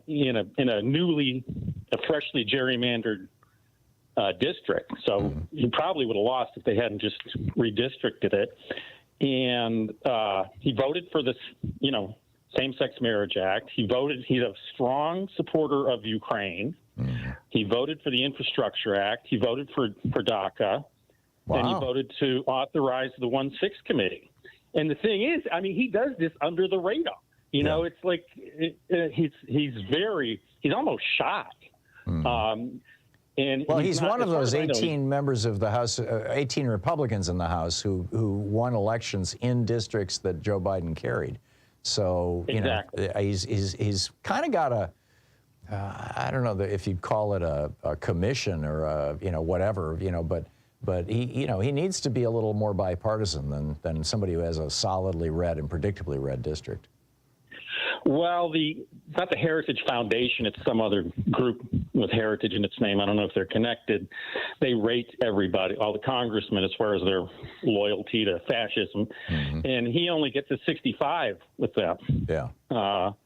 So he runs on bipartisanship. I mean, he has to because Omaha is Omaha and Lincoln. Lincoln's a big college town, and Omaha. I don't understand why we have a Republican mayor, but we're basically kind of like a mini Chicago. Yeah. But is he a member of the Problem Solvers Caucus? That's a good question. I don't really know. Yeah, because you know, a lot of your more moderate Democrats, just like a lot of the corporate a lot of your more moderate Republicans, just like the corporate Democrats, are members of that caucus.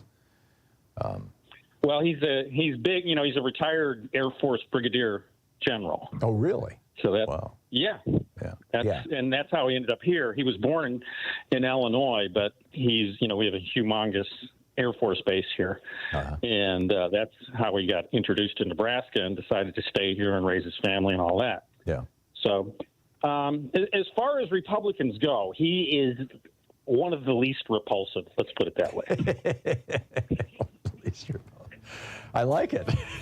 Well, we'll see what happens, Kevin. Can you tell by the way I give compliments? I did, yeah. I did, you know, it's called damning with faint praise, but I totally get it. Yeah, well, we'll find out tomorrow. It's going to be real interesting. Kevin, thanks for the call and thanks for the information. I recall, you know, talking about Don on Friday. I appreciate your refreshing all of our memories about him. Hopefully he's the guy. It would be nice to have somebody who actually cares about, you know, moving the government forward.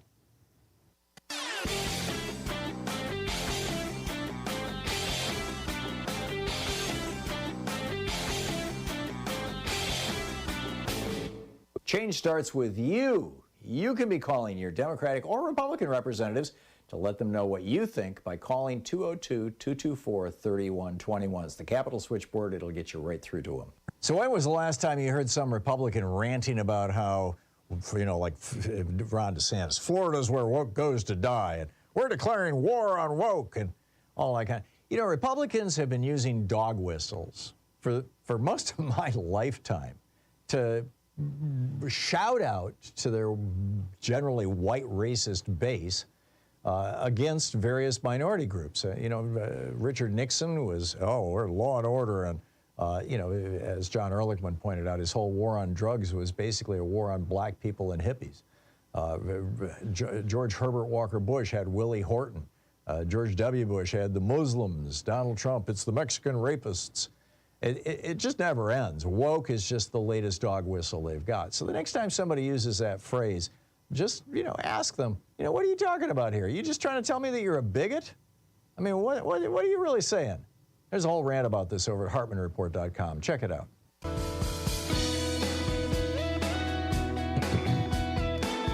Welcome back. So this is a story. This is a story that we all knew about a couple of years ago, but at the height of the pandemic in 2020, it's kind of coming back right now, and as a result of Cassidy Hutchinson's new book, Enough.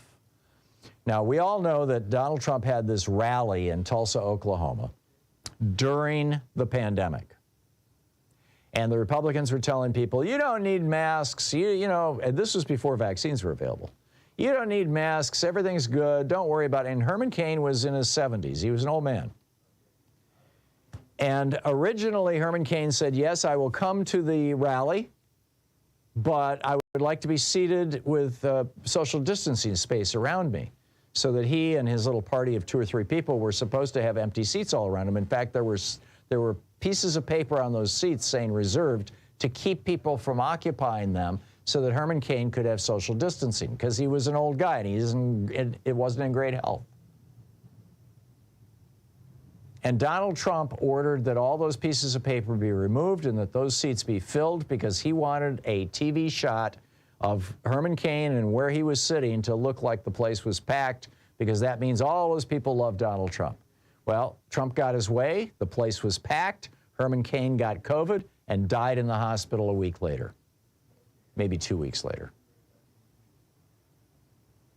And Cassidy Hutchinson just laid this out. I mean, we all knew that Herman Cain died of COVID, and we all knew that he probably got it going to a Trump rally. What we didn't know was that Trump packed people around Herman Cain intentionally because he thought it would look good on television. He wanted that television shot of a black supporter who had gone up against him in the primary, but a black supporter who is now, a big supporter, being there with this, huge crowd of white people cheering him on.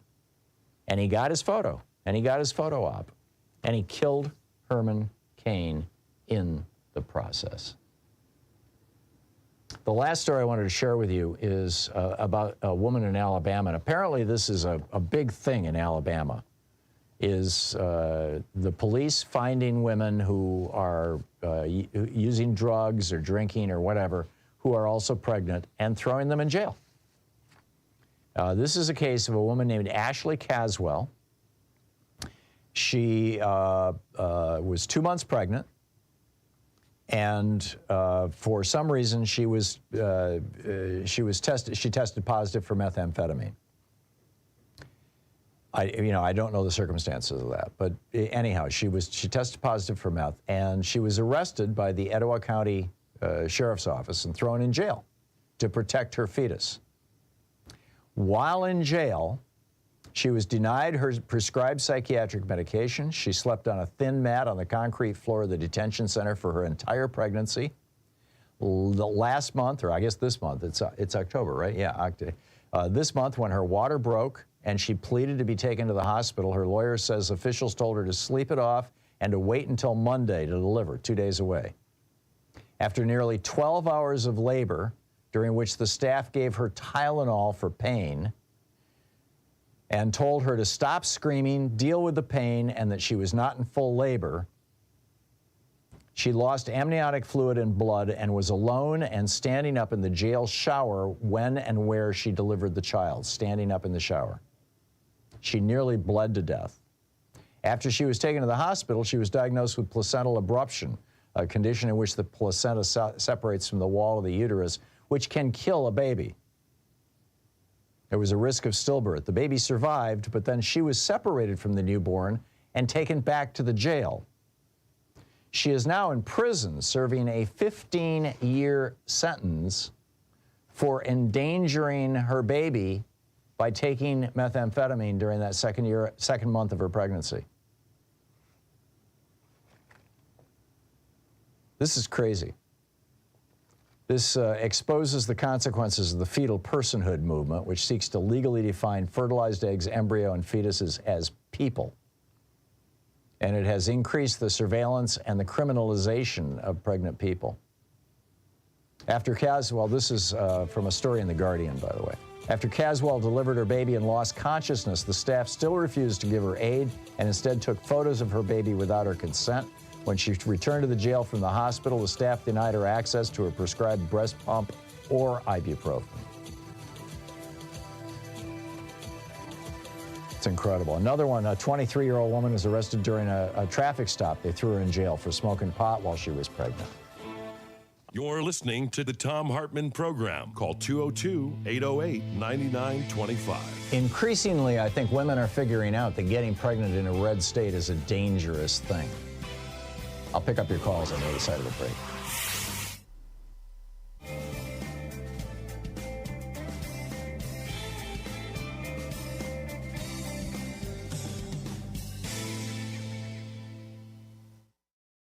For the Thom Hartmann University Book Club today, we're reading Locked Down, Locked Out, Why Prison Doesn't Work and How We Can Do Better by Maya Chenwar, who is, or was, I believe she still is, the publisher, or the editor, rather, over at truthout.org. This is from the introduction, the very beginning of the book.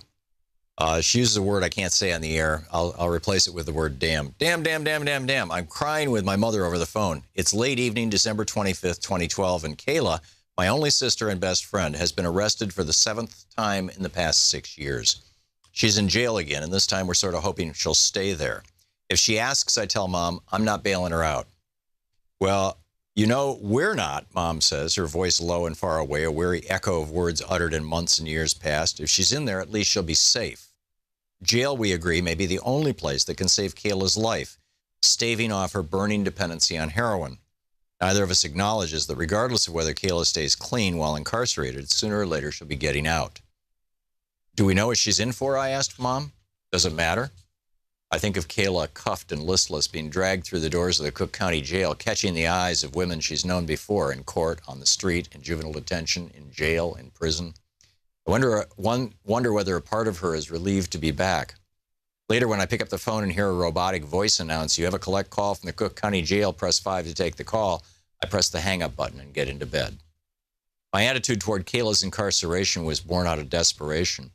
She'd overdosed 3 times within 2 months, passing out on the street, awakening in abandoned buildings or crowded hospitals, her pulse barely ticking. Yet my wish chafed against not only my love for her, but also my politics, my ideals, my sense of justice and truth. After all, I run a social justice-based news organization and have denounced the colossus that is the prison industrial complex for as long as I can remember. For nearly a decade, I've corresponded with a number of people in prison as both interviewees and pen pals, and I've learned much from them about the violence and hopelessness of our system. My understandings of the power structures that create prisons have been guided by the work of people like activist and scholar Angela Davis, a staunch prison abolitionist. How could I reconcile my wholehearted opposition to the prison industrial complex with a desire to see my own sister locked up? When I look back on that time, I can only comprehend it by acknowledging the insidious, persistent role that prison occupied in my mind. It was closely connected to the role it occupies in larger society. Incarceration serves as the default answer to many of the worst social problems plaguing this country. Not because it solves them, but because it buries them. By isolating and disappearing millions of Americans, more than 2.3 million right now, making us the most incarcerated country on the planet, prison conveniently disappears deeply rooted issues that society, or rather those with power in society, would rather not attend to. Prison, writes Angela Davis, performs a feat of magic. As massive numbers of homeless, hungry, unemployed, drug-addicted, illiterate, and mentally ill people vanish behind its walls, the social problems of extreme poverty, homelessness, hunger, unemployment, drug addiction, illiteracy, and mental illness become more ignorable, too. But, as Davis notes, prisons do not disappear problems, they disappear human beings. And the caging and erasure of those human beings, mostly people of color and poor people, perpetuates a cycle in which large groups of people are cut off from mainstream society and denied the freedoms, opportunities, civil dignity, and basic needs that allow them a good life. In many jails and prisons, incarcerated people are tossed into a dank, dungeon-like solitary confinement cell when they are determined to have misbehaved. It's dubbed the hole.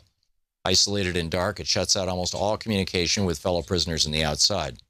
Guards control the terms of confinement and the channels, if any, by which words can travel in and out. The hole presents a stark symbol of the institution of prison in its entirety, which functions on the tenets of disappearance, isolationism, and disposability. The solution to our social problems, the mechanism that's supposed to keep things together, amounts to destruction, the disposal of vast numbers of human beings, the breaking down of families, and the shattering of communities. Prison is tearing society apart. This country's most marginalized communities bear the overwhelming brunt of that devastation, but ultimately we are all caught up in the destruction as the politics of isolation ruptures the human bonds that could otherwise hold together a safer, healthier, and more just society. The behemoth that encompasses the prison is called by many names. The most meaningful ones, I think, are those that convey the pervasiveness of its power, the way it infects the world outside as well as the people within. Scholar and activist Beth Ritchie uses the term prison nation, describing it as, quote, a broad notion of using the arm of the law to control people, especially people who are disadvantaged and come from disadvantaged communities, end quote. That control can take the form of prisons, jails, surveillance, policing, detention, probation, harsh restrictions on child guardianship, the militarization of schools, and other strategies of isolation and disposal, particularly deployed against poor communities of color, especially black communities. Others have used prison nation simply to demonstrate the system's vastness, how it infiltrates our culture and fuels our national politics, often in invisible ways. Prison industrial complex, PIC, is another key term. Rachel Herzing of the prison abolitionist group Critical Resistance defines it, and then she goes on through this. It's an extraordinary book, Locked Down, Locked Out by Maya Shen.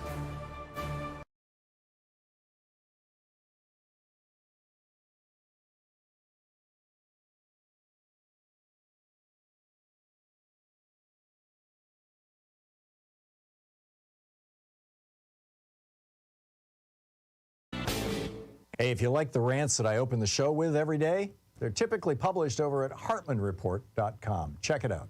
Fort Lauderdale, Florida recently got whacked with 25 inches of rainfall in less than 7 hours. Tornadoes are tearing up the South and the Midwest in ways that they haven't seen, frankly, ever before. I mean, there have always been tornadoes, but not like these 200-mile-an-hour winds, these derecos that are a mile long. We have a serious crisis going on right now. There's also a major El Nino. It's off the coast of Peru right now. It's affecting the West Coast. So we're seeing wild swings from drought to floods to drought to floods in the West Coast. Climate change is here. Climate change is real, and climate change is a crisis. What do we know about it? What do we know about these things? How much worse is it going to get before it might get better? What can we do about it? We had a long conversation with Dr. Michael Mann, Distinguished Professor and Director of the Center for Science, Sustainability, and the Media at the University of Pennsylvania. There's a whole long rant about this over at hartmannreport.com. Check it out.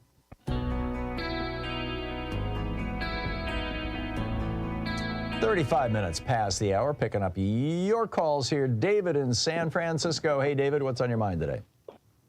Hey, well, Tom, about a week ago, I called up and you recommended that I call the Attorney General of California about, you remember, Trump lost his business licenses in New York. And so I was asking, well, how about the other 49 states? How do we deal with... I recall the conversation. Sure. So I called up over there, and they said they'd get back with me, and they haven't. I called through the press office. Mm-hmm. Well, I mean, if you think about it just as kind of like economics 101, you know, that if somebody has been accused of a terrible crime, especially a financial crime, and lost their business license, anybody doing business with them is on shaky grounds, much less potentially a criminal themselves. And so, you know, the other 49 states have got to take a new policy on whether or not to do business with Donald Trump in any of the other 49 states, much less the world. Good point. And so the bond ratings and whatnot. So I flashed on a nice opportunity, a way we can double down on this. You remember that creep that's been buying Clarence Thomas, Harlan Crow? Mm-hmm. Now, crowholdings.com is what he owns, and it's not just in Texas. He's a huge real estate guy in Texas, but he also has, you go to Crow Holdings and then look at the commercial, the industrial, and the residential. He's got plenty of stuff all over the country. Yeah, he has an empire. And, of sorts, yeah. And buying the Supreme Court justices. So you got an organized crime guy in New York, and they got maybe a trader in Texas. A lot of reasons to boycott these people, but also keep track of their property, because asset seizure seems to be a nice opportunity here.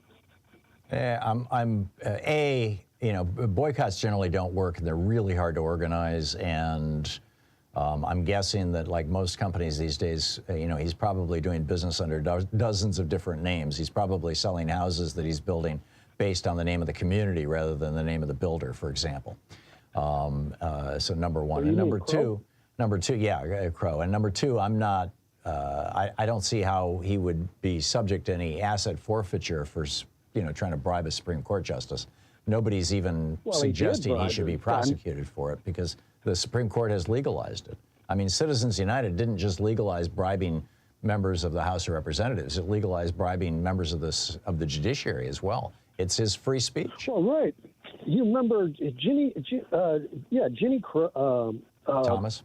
Thomas is, she was given the commission to put together the case for Citizens United, and the commission was paid for by Crow. Right. So he was post facto and ex post facto in that crime, the crime of creating the freedom to bribe.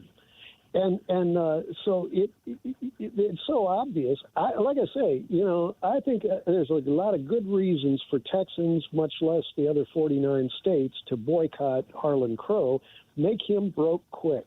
Yeah. Quicker the better. You know, it's a mercy killing, basically, versus let's a not even use that kind out. of language. But you know, I just don't see how that's going to happen. I mean, you know, what I would love to see is a good investigative journalist do a deep dive into specifically the Citizens United decision and the role that Crow and other billionaires might have played in influencing the justices. But to the best of my knowledge, there are no smoking guns. You know, we know that they were wined and dined. What is? No, she was paid for long before Citizens United came out. I've got a news article. It was talking the night of the victory party for Citizens United. Clarence Thomas was given this expensive Bible by one of the founding fathers as reward for voting on Citizens United that way. Yeah, I mean, the conflict, and then it goes into that his wife was the one that she developed the case. She found the litigants to be able to put together the case, and then it came out that Harlan Crow sponsored her to do it. Yeah, I remember the Bible. The Bible was actually Frederick Douglass's Bible. How do I find this story that you're talking about? Where is it? There's pieces of it everywhere. I'll try to find your email address and send you what I got. But I've got, I mean, you just go back to the stories. You've probably got file stories on Citizens United 10, 15 years ago. And, you find the ones about that victory party. Yeah. And then there's one in there that describes how the case was developed by her. She was given money to create a nonprofit which would sponsor the case, which would give Citizens United the ruling. And so she was like a fixer, so to speak, that found the participants and the nonprofit status to be able to do the filing. And then they had all these crooked lawyers to back up the case, give it credibility. But, I mean, the whole idea that a bribe can be now a secret bribe to a politician is considered free speech. Yeah. I mean, in Robin Hood days, one man, one vote instead of $1, one vote. Yeah. £1, one vote. Yeah, no, we're now at $1, one vote, sadly. No, David, thank you. You gave me a great idea, and I'm going to see if I can follow up on it. Thank you very much for the call. Paul in Philadelphia. Hey, Paul, what's on your mind today? Well, hello there, Tom. I was just thinking that we're looking at all this dysfunction in the government, like you were talking about earlier. Nothing seems to be working. And I've been reading some disturbing articles about the 2025 project by the Heritage Foundation. Right. And a couple of their... Make America Russia project. Right. And a couple other of their professors. The Hilltown, I can't think of the name of the college. But Hillsdale College? Yes. In Michigan? And they're talking about the idea of a red Caesar. Yeah. The idea, you know about this. Yeah. The idea that, right? I wrote an op-ed about it. Yeah. And the whole idea is that they feel that democracy has failed. Yep. And then it's time for a dictator to help, like the Roman Empire, to continue. And they call it Red Caesar simply because they don't think the Republicans are going to get elected anymore.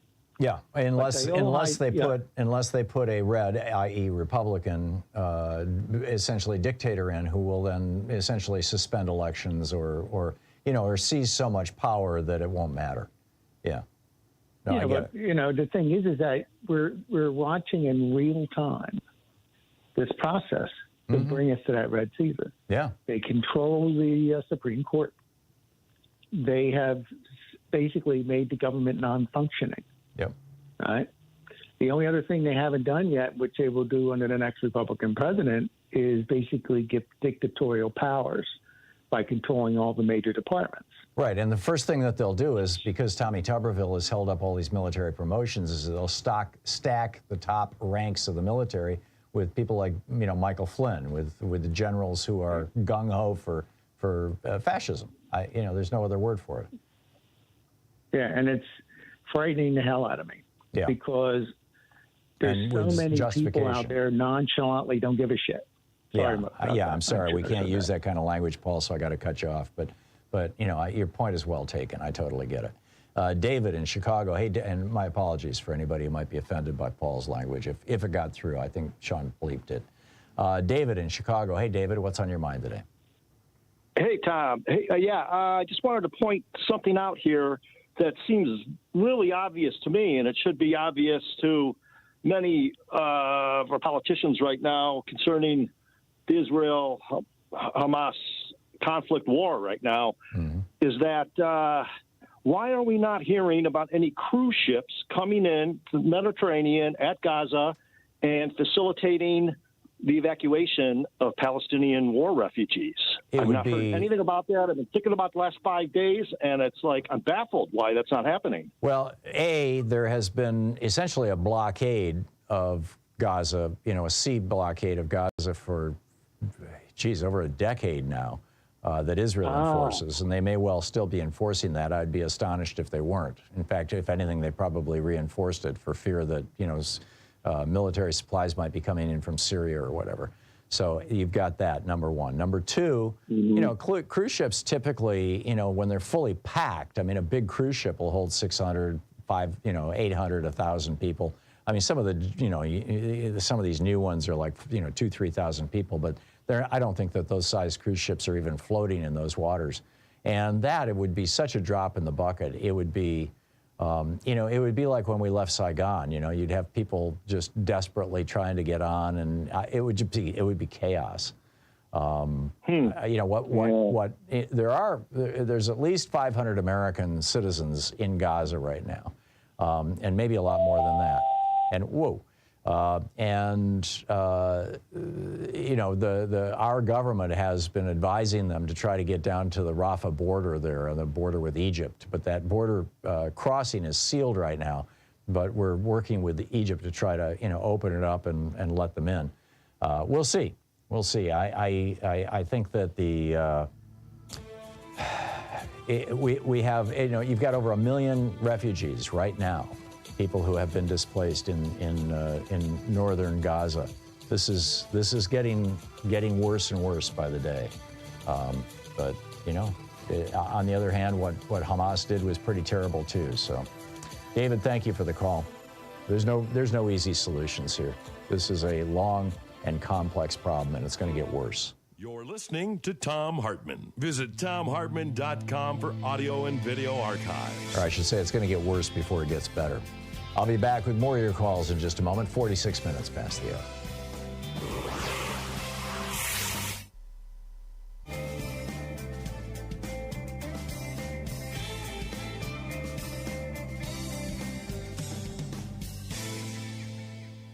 And welcome back. John in Roselle, Illinois. Hey, John, what's on your mind today? Hi, Tom. Thanks for taking my call. Sure. Yeah, so yesterday I was driving, I'm near Chicago, South City, and went by a police station, saw a bunch of tents, obviously the refugees that are being sent over from Abbott, and it was a little cold yesterday, too, so all these tents are out on the sidewalk.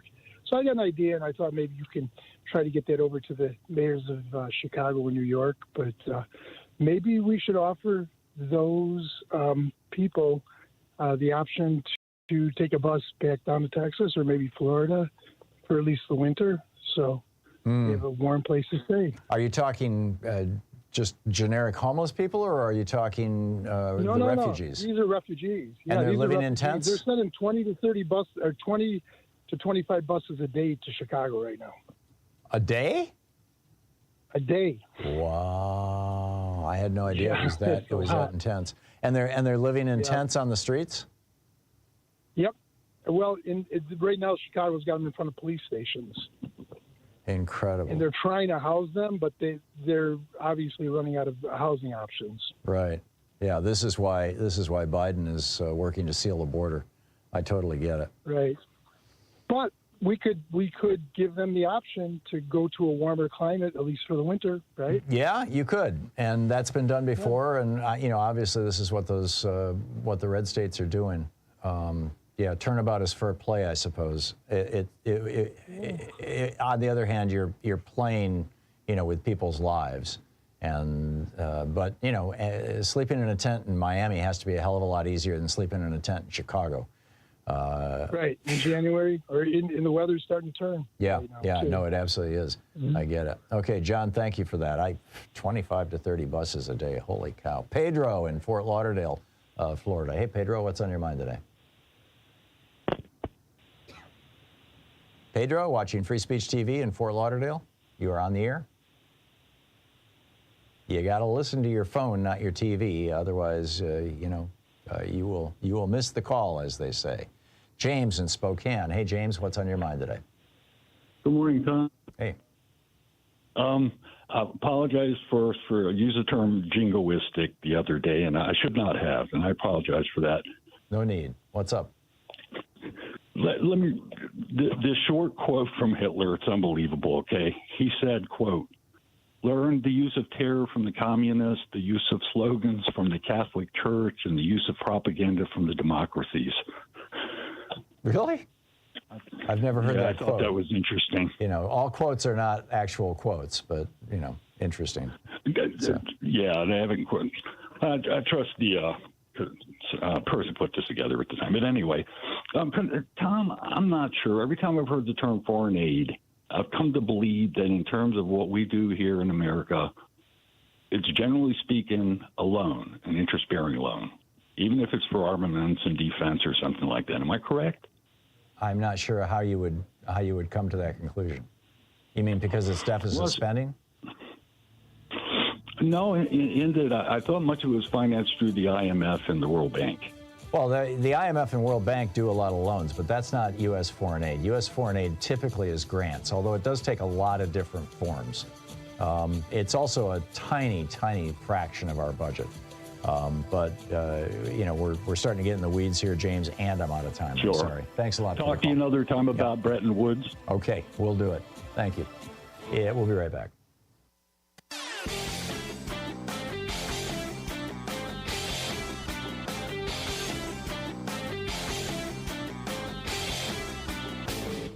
Help support progressive radio. If you're listening to us on a commercial station, call their advertisers and let them know you're listening. If you're listening to us on Pacifica, one of our many nonprofit stations, please support them when they do their fundraising drives. Thanks for supporting Progressive Talk Radio and tag you're it. One of the grand questions that political scientists have been scratching their heads over for years in America is, why do right-wing billionaires fund anti-black history movements? Why are they pouring money into these people? Why are they funding anti-trans movements? I mean, what does this have to do with being a billionaire? Well, it turns out it has a lot to do with it, and here's why. Almost 30 million Americans lack health insurance. 37 million of us live in dire poverty. 1 in 5 of us are illiterate. A quarter of Americans suffer from a diagnosable mental illness and can't get treatment. 316 people are shot every day in America. 44% of us carry student debt. And the billionaires don't want to pay income taxes to deal with any of these problems of society.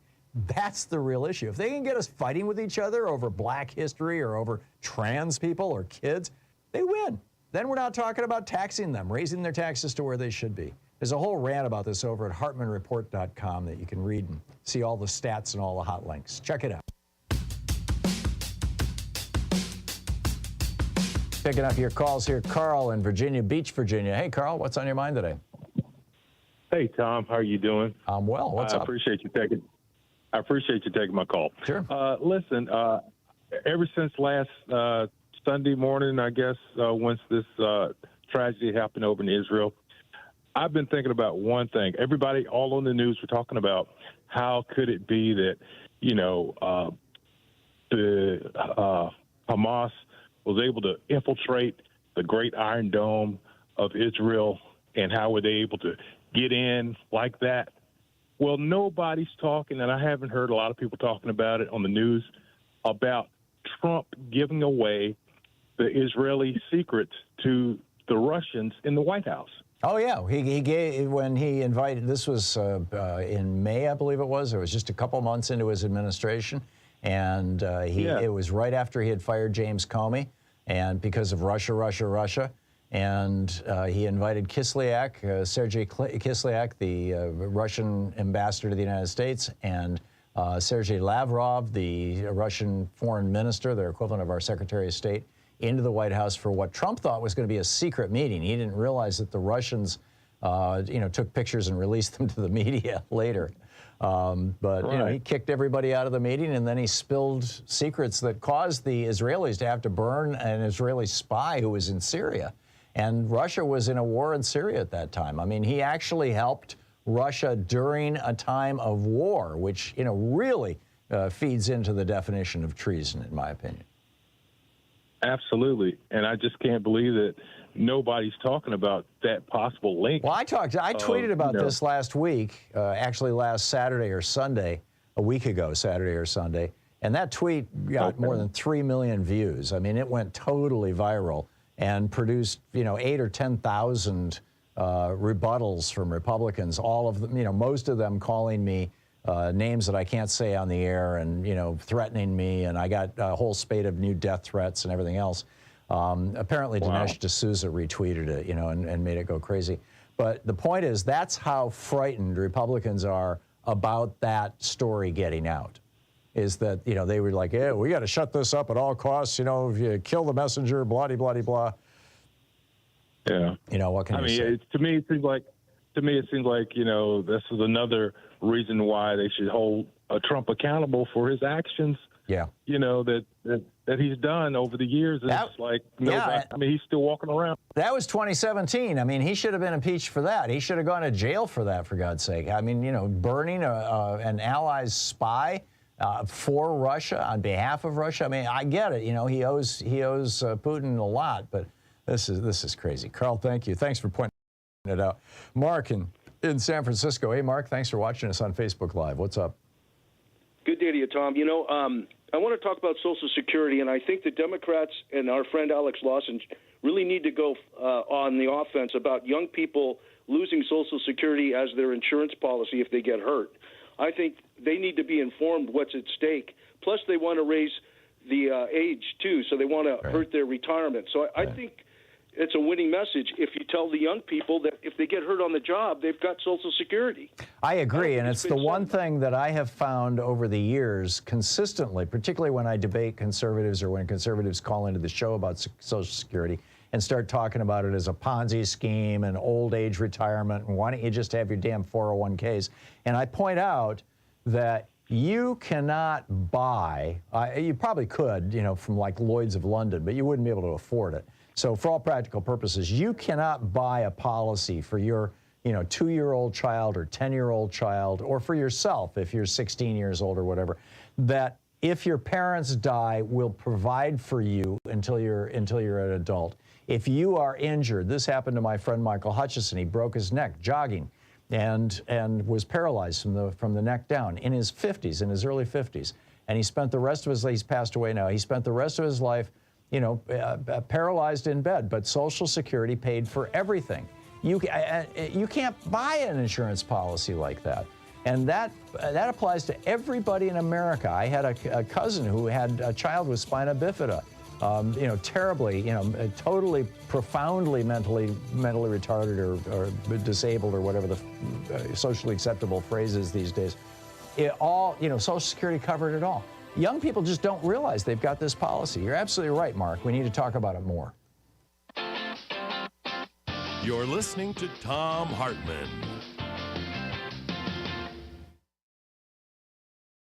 In addition to bringing you the Thom Hartmann Program here on Free Speech TV and Video Media Online, we also have a whole set of ways you can interact with us and tools you can use to spread the word about the importance of democracy and the threats to it in our republic. First, there's your daily homework. Sue Nethercutt puts together a daily email newsletter that has a link to every story I discuss on the air, so you can find my sources and you can share them with your friends. It's free and you can sign up at thomhartmann.com. Second, I publish my daily take every day over at the hartmannreport.com website. That's also free if you want the daily 5 days a week rant in your inbox. No ads either. Third, we have the podcasts. There's the free 1-hour version of our daily show that's advertising supported. You can find that wherever you get your podcasts normally. And then there's also the podcast of the entire 3-hour show with no advertisements, and that's available by subscription over at thomhartmann.com. So check them all out at thomhartmann.com and hartmannreport.com.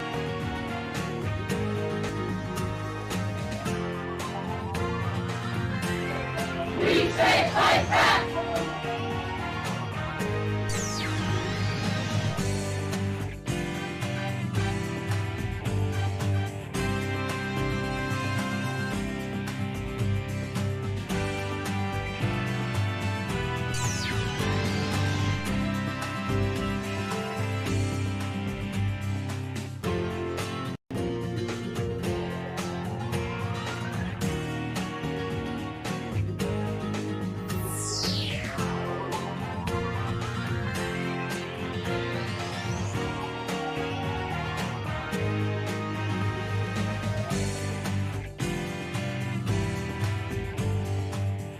reading today from Truth in Our Times by David E. McCraw, Deputy General Counsel of the New York Times, the #2 lawyer for the New York Times. This is in Chapter 1, titled Election Day. It opens with a tweet from Donald Trump. The failing New York Times has been wrong about me from the very beginning. Sadly, I would lose the primaries. Oh, said I would lose the primaries on the general election. Fake news. November 8, 2016.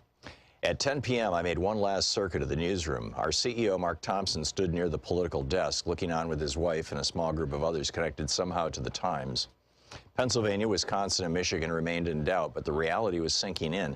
Donald Trump was on the verge of winning the American presidency. I'd been in newsrooms on election nights before. I know how it's supposed to be. The only thing that ever mattered was the horse race, think Gore-Bush, or the historic moment, think Obama-McCain. There was no investment in which candidate was winning. He or she was destined to disappoint in the long run. And the dominant emotion was a certain not quite cynical detachment amid the electric buzz of the vote count and projections and the anticipation of relief that the endless push of the campaign was finally over. Sure, you couldn't ignore the victories or the big picture moments, and the day after stories would be celebratory in their way, duly restrained, but with a nod to victory itself. Not unlike the next day account of a Super Bowl game or Game 7 of the World Series.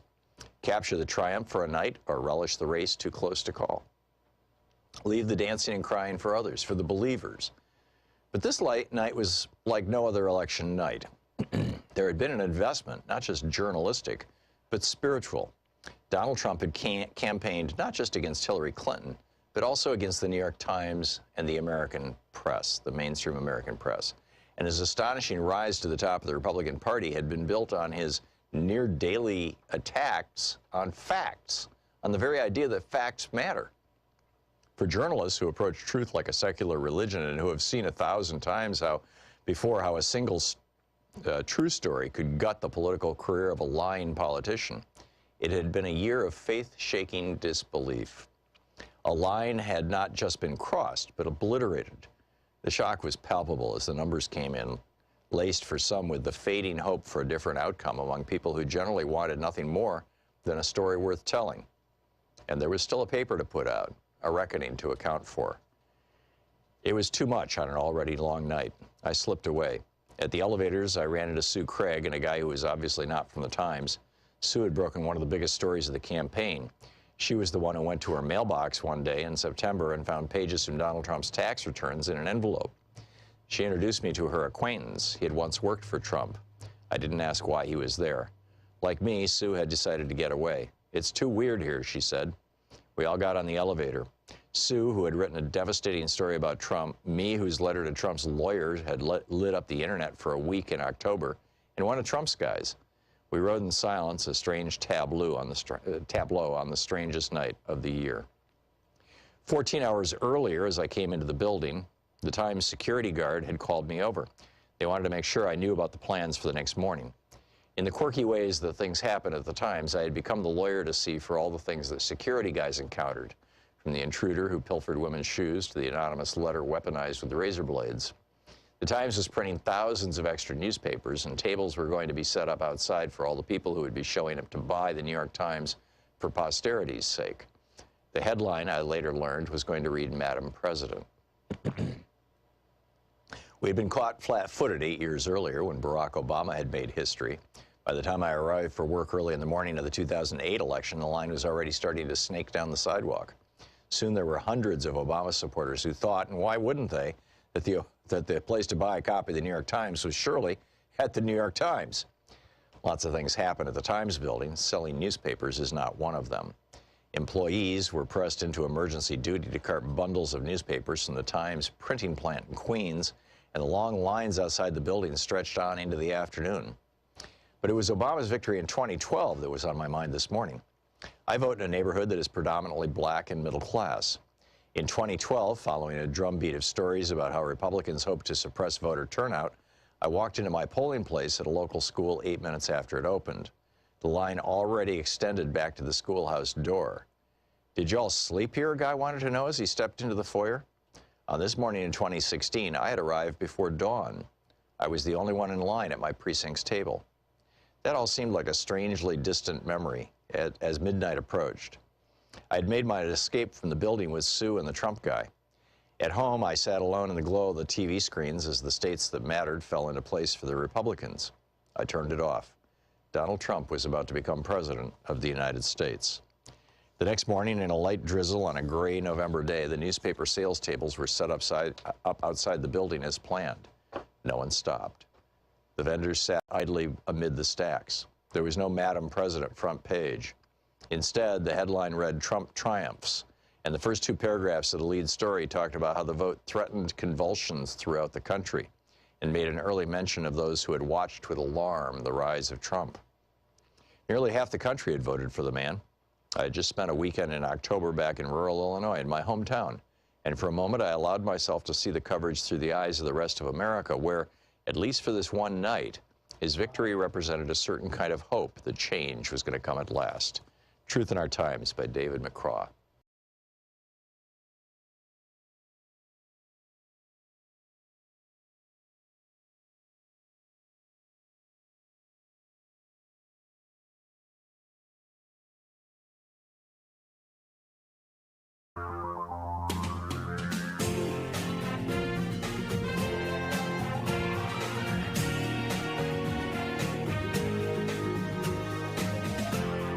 This is the Thom Hartmann Program. Welcome to the third hour of our program. Hey, let's have a conversation with a great mind here. Dean Obeidallah. Obeidallah is my colleague on SiriusXM, right here on SiriusXM Progress, channel 127.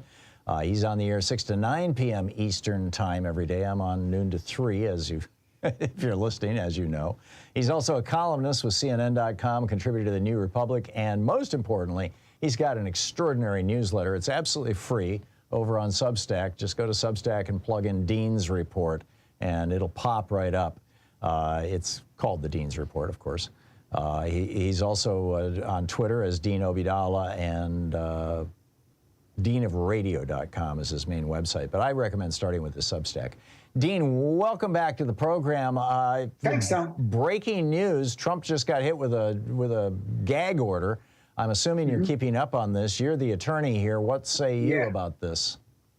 Well, it's a happy day. In a time of a lot of dark news from the Middle East, this is a little glimmer of happiness for me to see this. And just so it's clear, it's a partial gag order. It's narrowly tailored from what we've seen, but we don't have a written order. So I only can report on what I've seen from the reporting, which is a judge delivering it from the bench saying Donald Trump cannot attack the judge, the prosecutor, Jack Smith, can't attack witnesses, of course, or the families of anybody involved. He still can say things like it's rigged and it's partisan and it's a witch hunt and I'm not guilty. What he can't do is attack people by name. So it's a narrow gag order. It really is narrow, which makes it more likely to be upheld by the U.S. Court of Appeals, because his lawyers already said they're going to appeal. Sure. Now, I didn't see the Judge Chutkan's name mentioned in that gag order.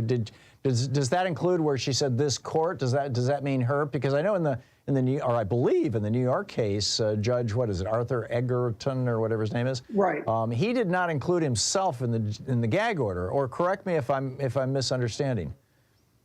Yeah, that one was only his staff. This one, look, again, we're based on reporting because we don't have a written order. If we get the written order, which I assume she will write an order for this, we'll be able to see exactly in detail. And also they'll see detail if there's any specific penalties for violating it. It's unlikely she'd put it in there. It's more like you're in contempt. First penalty is whatever she thinks is appropriate based on what he said. Second penalty, based on what he said. You know, do we get to a point of actual custody for a few days? That's possible. What it seems from the reporting, and again, I'm just based on reporting because I don't have an order to read, it says he cannot publicly target the court personnel, potential witnesses, special counsel, and his staff. It doesn't say judge, but I saw another one which said the court in general, so that would probably mean the judge. Judges have thick skins. So, you know, a lot of them are say what you want about me type of thing. They don't really care as much. I hope, though, for the good of the administration of justice, that's really the standard here, that he can't attack her by name. He can say the thing is rigged. She said point blank. He can go out there and say things about it's a partisan prosecution, but what he can't do is a highly charged language. And, you know, the government wanted also him to be prohibited from saying anything about DOJ at all. A judge said, nope, we're not doing that. Right. So they didn't give him everything he wanted. It needs to be narrow. Don't forget, there is a First Amendment right. As much as I dislike Donald Trump, personally believe he should be in prison right now, and hopefully he will be there in the near future. You still have a First Amendment right. He doesn't have special privileges. What I like about this, Tom, finally a judge is saying, Donald Trump, your days of special treatment are over. You're going to be treated like any other U.S. citizen charged with numerous serious felonies. And that's the way it's got to be. That's how you build confidence in the system. Up until now, the judges have allowed Donald Trump to make a mockery of our justice system, for some worse than others. And you can't do it. This sends a message. No one's above the law. And finally, it took Judge Chutkan to do it. And I can't wait for Trump to violate this and then him get dragged before the judge. And we're going to see some sanctions. And we're going to see how they're going to escalate. Yeah. First one, it'll probably be minor, and it'll just go from there.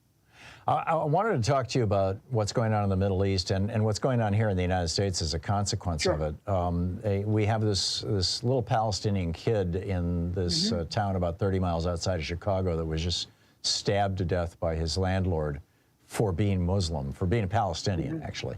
And I know your father was Palestinian. And I saw the picture of that little kid, and he kind of looked like a little version of you. I mean, he's just a beautiful little kid. And you know, as a Palestinian American, and now Rashida Tlaib is getting all kinds of crap for having the Palestinian flag. And it's not the Palestinian people who attacked Israel; it was Hamas. And you know, there were Palestinians among them, but that. America is not good at nuance here. Tell me what your experience, what your thoughts are on this as a guy who's, you know, by accident of birth in the center of the storm. Look, what happened to the 6-year-old child and his mother, who was also stabbed, but she's alive, is horrific. It is evil to kill a child, to stab a 6-year-old child to death because the child is Muslim and of a Palestinian heritage. The child was born here. 6 years old. The landlord knew this family, which is unreal. He knew them, and then something radicalized him.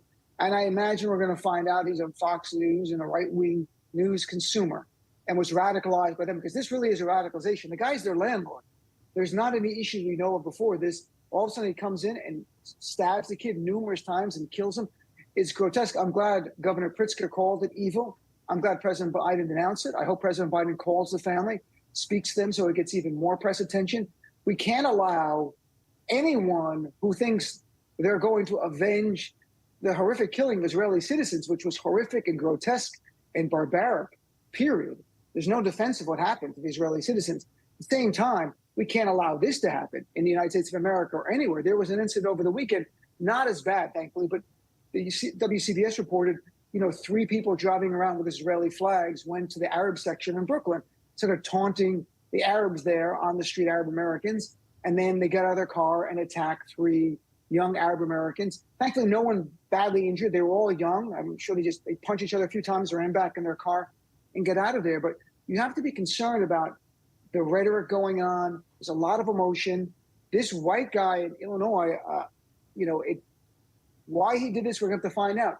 But it reminds me of the guy who killed a Sikh man after 9/11 and stood there and waited for the police to come, saying, I did this for America. Right. And the Sikh man's not even Muslim, but he wears a turban like bin Laden, different faith, it didn't matter. And it reminds me of that, the white guy here in Illinois. So we can't allow it to happen. And President Biden has been great about denouncing anti-Muslim bigotry, anti-Semitism, but I'd like him to step up even more on this and make it very clear. We're going to protect the mosques, schools, Arab Americans. They're Christian. Big percentage of Arab Americans are Christian, 60%. Doesn't matter. People don't know about their faith. If they're Arab and they're brown, they're potential targets, and they have to be protected in our nation. Yeah, it really is grim. There are reports right now that smoke is coming up over some cities in southern Lebanon. Apparently, the war is now open to northern front. I know all we know right now is just the reports of the smoke, but it seems to suggest that Israel is now shelling Lebanon.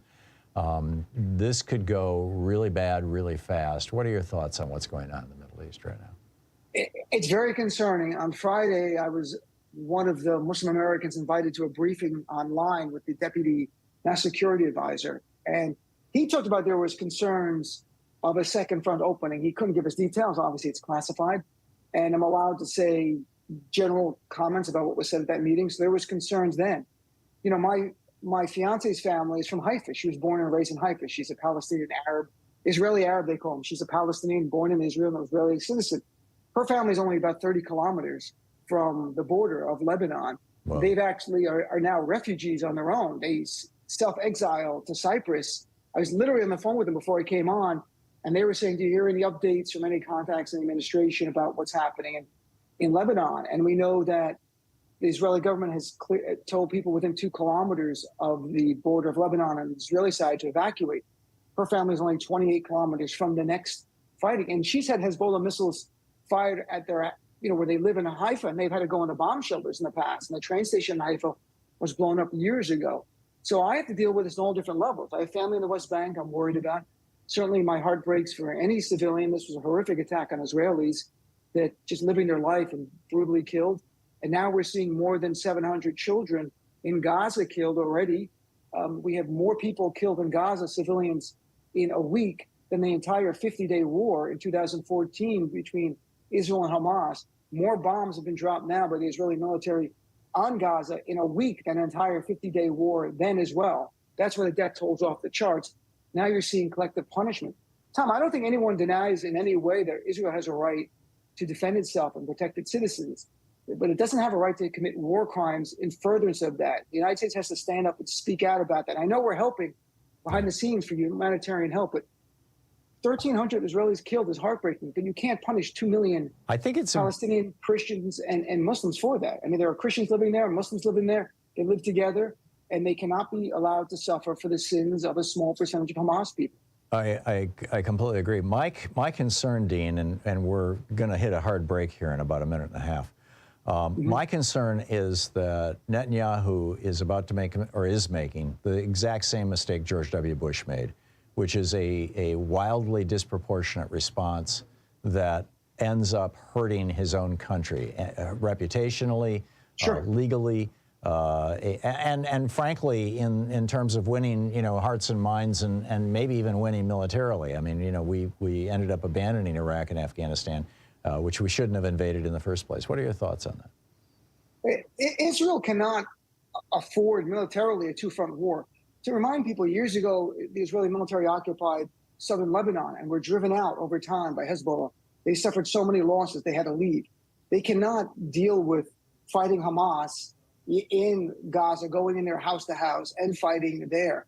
And also the Hezbollah up in the north. And look, does Iran Iran's behind a lot of this, let's be very clear. Does Iran really want this war? Because then it's going to escalate and perhaps bring them in. I hope calmer heads prevail. I'm hoping there's a way that the Israeli military doesn't have to go in and can still do what they can to undermine Hamas. Hamas is horrible. My family, Palestinian family, lives in the West Bank. Their lives are made more difficult because of Hamas's terrorist attacks. But at the same time, Hamas also has a social wing, which helps people. That's not military. And the Palestinians are living there, and they're not allowed to leave except very extreme conditions where they get passes to leave Gaza. They are essentially an open-air prison, as human rights groups have called it. So, look, this could get so horrible and so bad, and the images of dead Palestinian children around the world, I'm concerned for the radicalized people. I'm concerned that this is a World War I scenario. Dean Obeidallah, check out Dean's report over on Substack. Thanks, Dean. Thank you, my friend. The Thom Hartmann Program. We'll be back with more of the news of the day and your calls in just a moment. Stay tuned.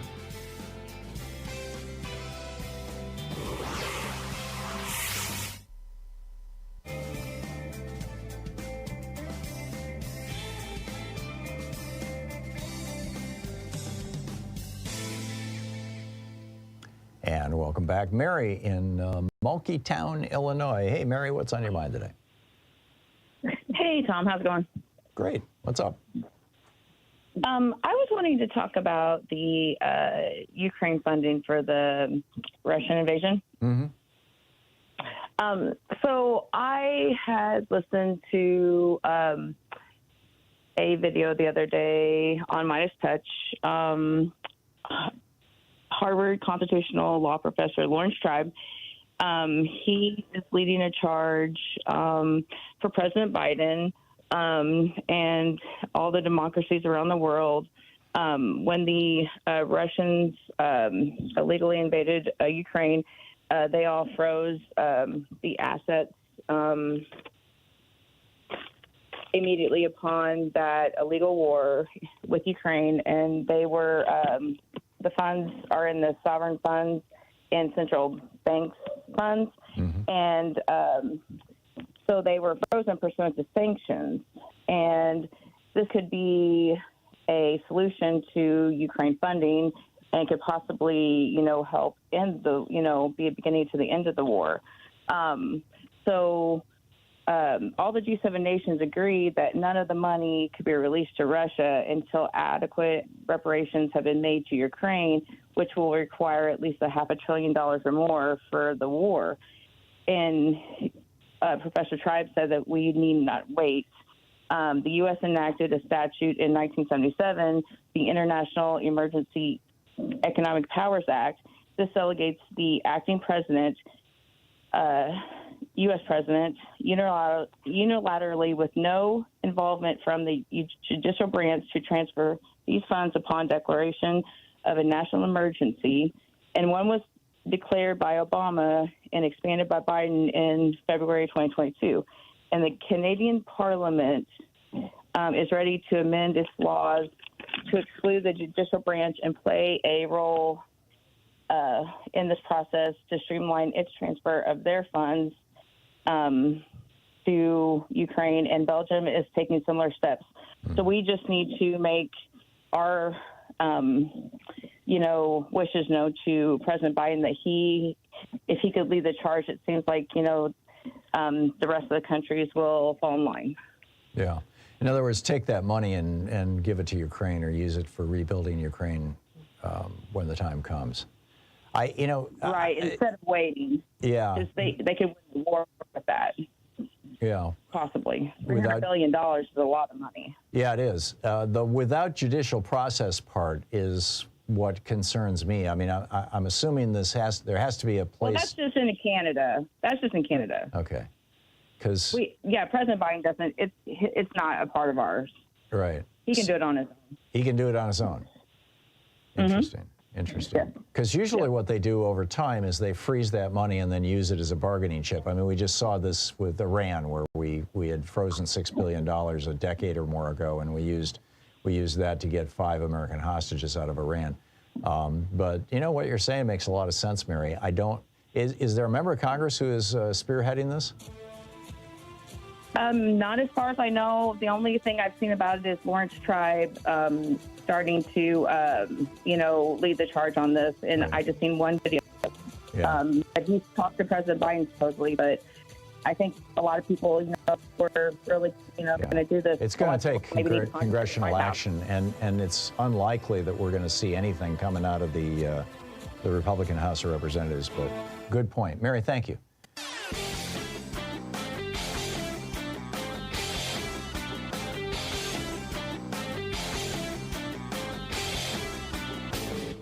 Missed my opening rant today? It's usually published over at HartmannReport.com, where you can read it and share it with your friends for free. Check it out, HartmannReport.com.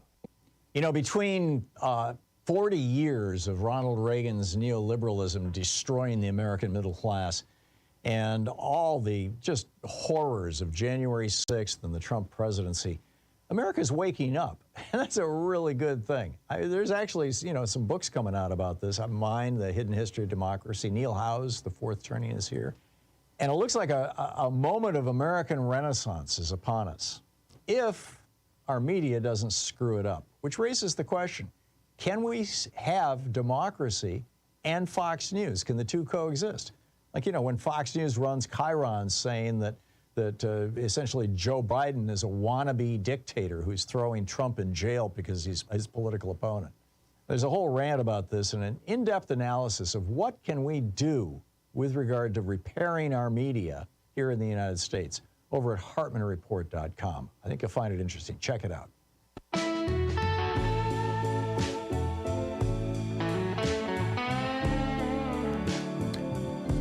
24 minutes past the hour. One last news story I wanted to share with you here today, and then I'll pick up your calls and we can just, have a conversation here about all these things.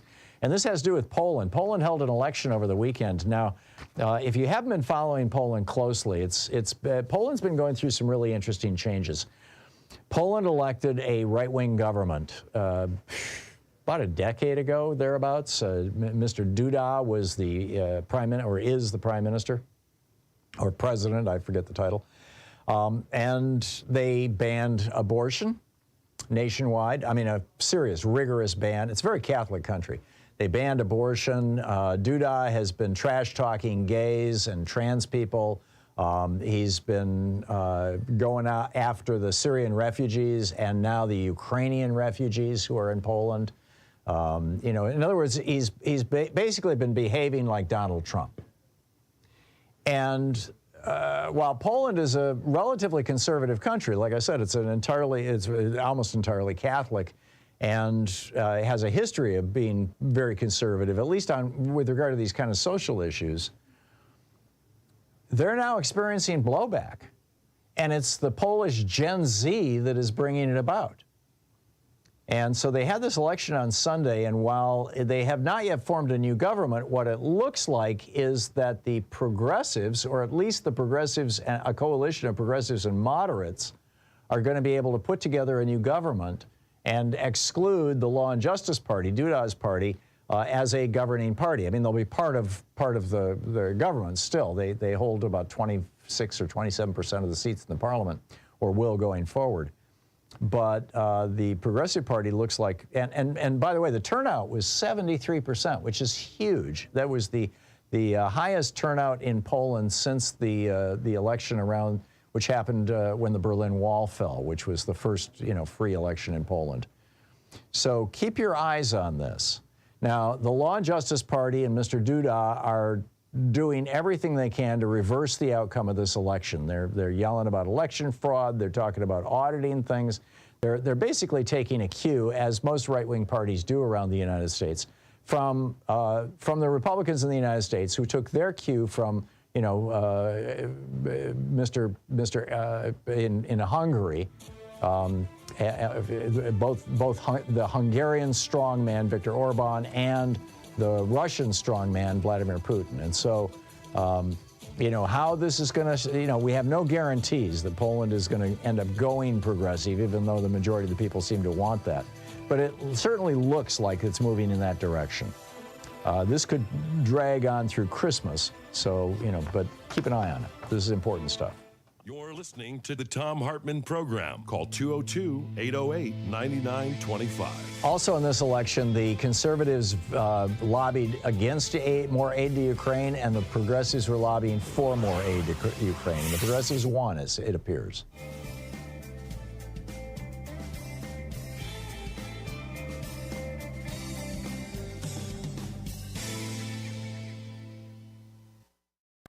Today, we're reading about Thunderdome politics, an uncivil war taking back our democracy in an age of Trumpian disinformation and Thunderdome politics by Greg Sargent, the Washington Post columnist. This is from his chapter on voter suppression. It's page 37. Republicans and Democrats inhabit different political realities, as mentioned in a previous chapter. But there are certain facts about our politics that are just objectively true. One of them is this. Generally speaking, efforts to make it harder to vote are almost always pushed by Republicans. You cannot understand what is happening in American politics right now without recognizing this stark and very fundamental difference between the two major political parties. During this decade, procedural hurdles were put into place in around 20 states that in some manner or other have made it harder to vote or to register to vote, or have undone previous efforts to make voting or registering easier, or have otherwise threatened serious disenfranchisement. Most of them were the creation of Republican lawmakers and officials. The difference in the two parties' national platforms for 2016 tells the story. The GOP platform champions additional hurdles that are absurdly disproportionate to the phantom abuse it alleges, while the Democratic platform champions multiple specific ways to make it easier to vote, not harder. The most common and controversial of methods used by Republicans to suppress Democratic turnout is the requirement that would-be voters present identification at the polls. The game here tends to turn on requiring forms of ID that some groups are less likely to have, making participation harder for them. Other restrictions include techniques like cutting back on early voting and making it harder to register, both of which have, in recent years, been instituted in multiple states. Republicans who have passed laws making it harder to vote have tended to claim such measures are necessary to protect against, quote, voter fraud. We'll look at this in more detail below, but for now, note that most of the states that have passed such measures did so while under Republican control. As New York University political scientist Samuel Isikoff has memorably put it, the single predictor necessary to determine whether a state will impose voter access restrictions is whether Republicans control the ballot access process. Scholars trace the modern era of warfare over election rules to the intensely contested presidential election of 2000, in which a divided Supreme Court halted the recount in Florida, throwing the presidency to George W. Bush. The closeness and partisan acrimony of that contest, combined with the intense national focus on election rules that accompanied the court battle over it, helped persuade both parties to invest much more attention and energy on those rules.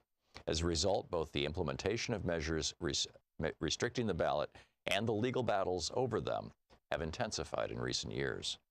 A brief glance at the surprising history of voter ID laws begins to tell the story of this tightening.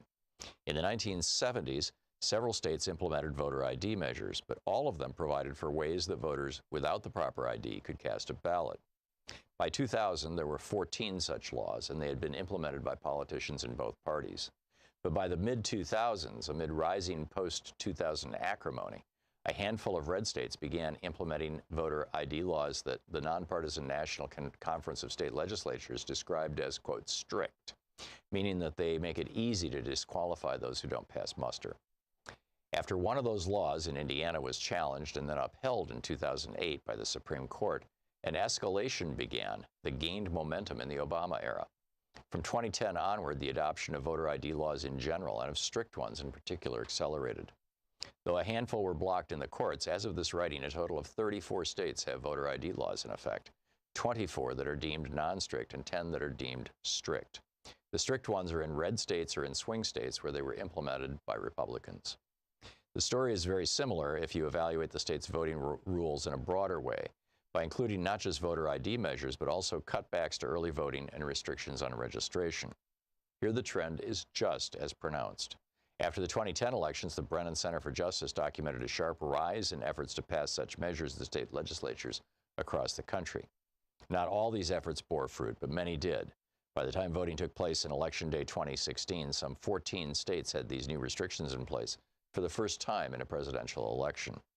Now, as of this writing, by the Brennan Center's count, some 20 states have successfully implemented either strict voting ID requirements or cutbacks to early voting or restrictions on registration or other measures with meaningful disenfranchising effects. If you're a liberal who's frustrated by the seemingly unbreakable Republican dominance of national politics, not to mention GOP control of most state governments across the country, then the chances are that these restrictions figure heavily into your explanation of this GOP supremacy. Indeed, social media has been absolutely saturated in recent years with variations of the lament that Republican political dominance is largely maintained through a combination of nefarious and undemocratic tactics, such as ballot restrictions that keep constituencies unfriendly to the GOP from voting, and extreme gerrymanders that have, in effect, built a fortress around the GOP's majority in the House of Representatives. Democrats frequently invoke the GOP's use of these tactics, often justifiably, to raise money and to galvanize turnout. This narrative contains some important truths. Some of the forms that these restrictions on voting access have taken in recent years are diabolically obvious in their efforts to keep constituencies supportive of Democrats from voting. Still others boast the distinction of being more insidiously designed and thus less obvious in their intentions. The book is An Uncivil War by Greg Sargent of The Washington Post.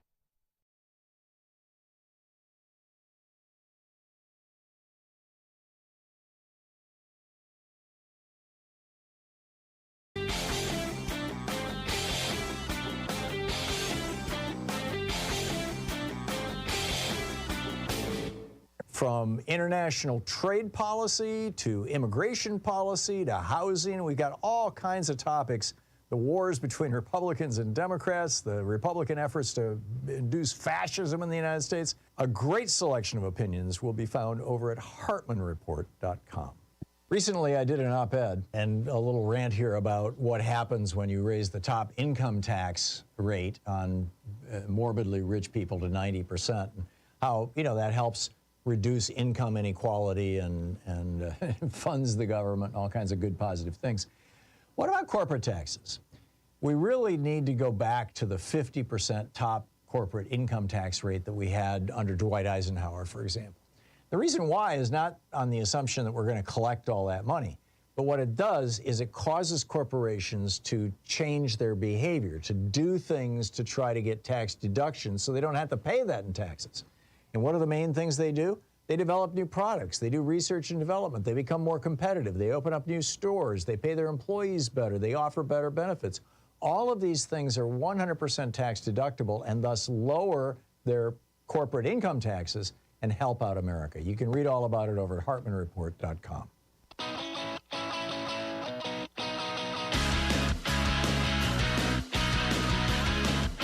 "35 minutes past the hour, picking up your calls. What's on your mind today? Jeff in Cambridge, Minnesota. Hey, Jeff, what's up? Yeah, I just want to tag on to your support of Social Security. My wife had a situation where her father passed away the first year of her college career, and Social Security helped pay for that, and, you know, survivors benefits, and help support her mother and her 3 siblings. Mm-hmm.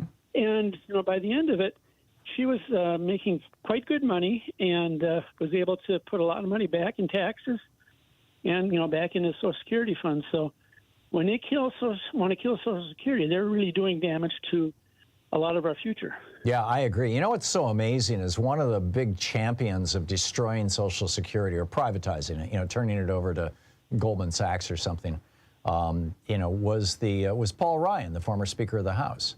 And Paul Ryan, his father died when he was relatively young, and Social Security kept his family intact. But he wants to privatize it. You know, it's like these Republicans. They're so ideological. They're so committed to doing what the billionaires who own them want, that they have just abandoned any commitment to what's best for the majority of the people of America. It's such a tragedy, Jim. Yeah, well, he got his, so that's all that counts. Yeah, well, that's true. That's Paul Ryan, yeah, and now he's a multi-millionaire. Jeff, thank you for the call, and thanks for listening to KTNF. Mary in Clarksville, Tennessee. Hey, Mary, what's on your mind today? Hi, something totally off topic, but something I think that you might be interested in hearing.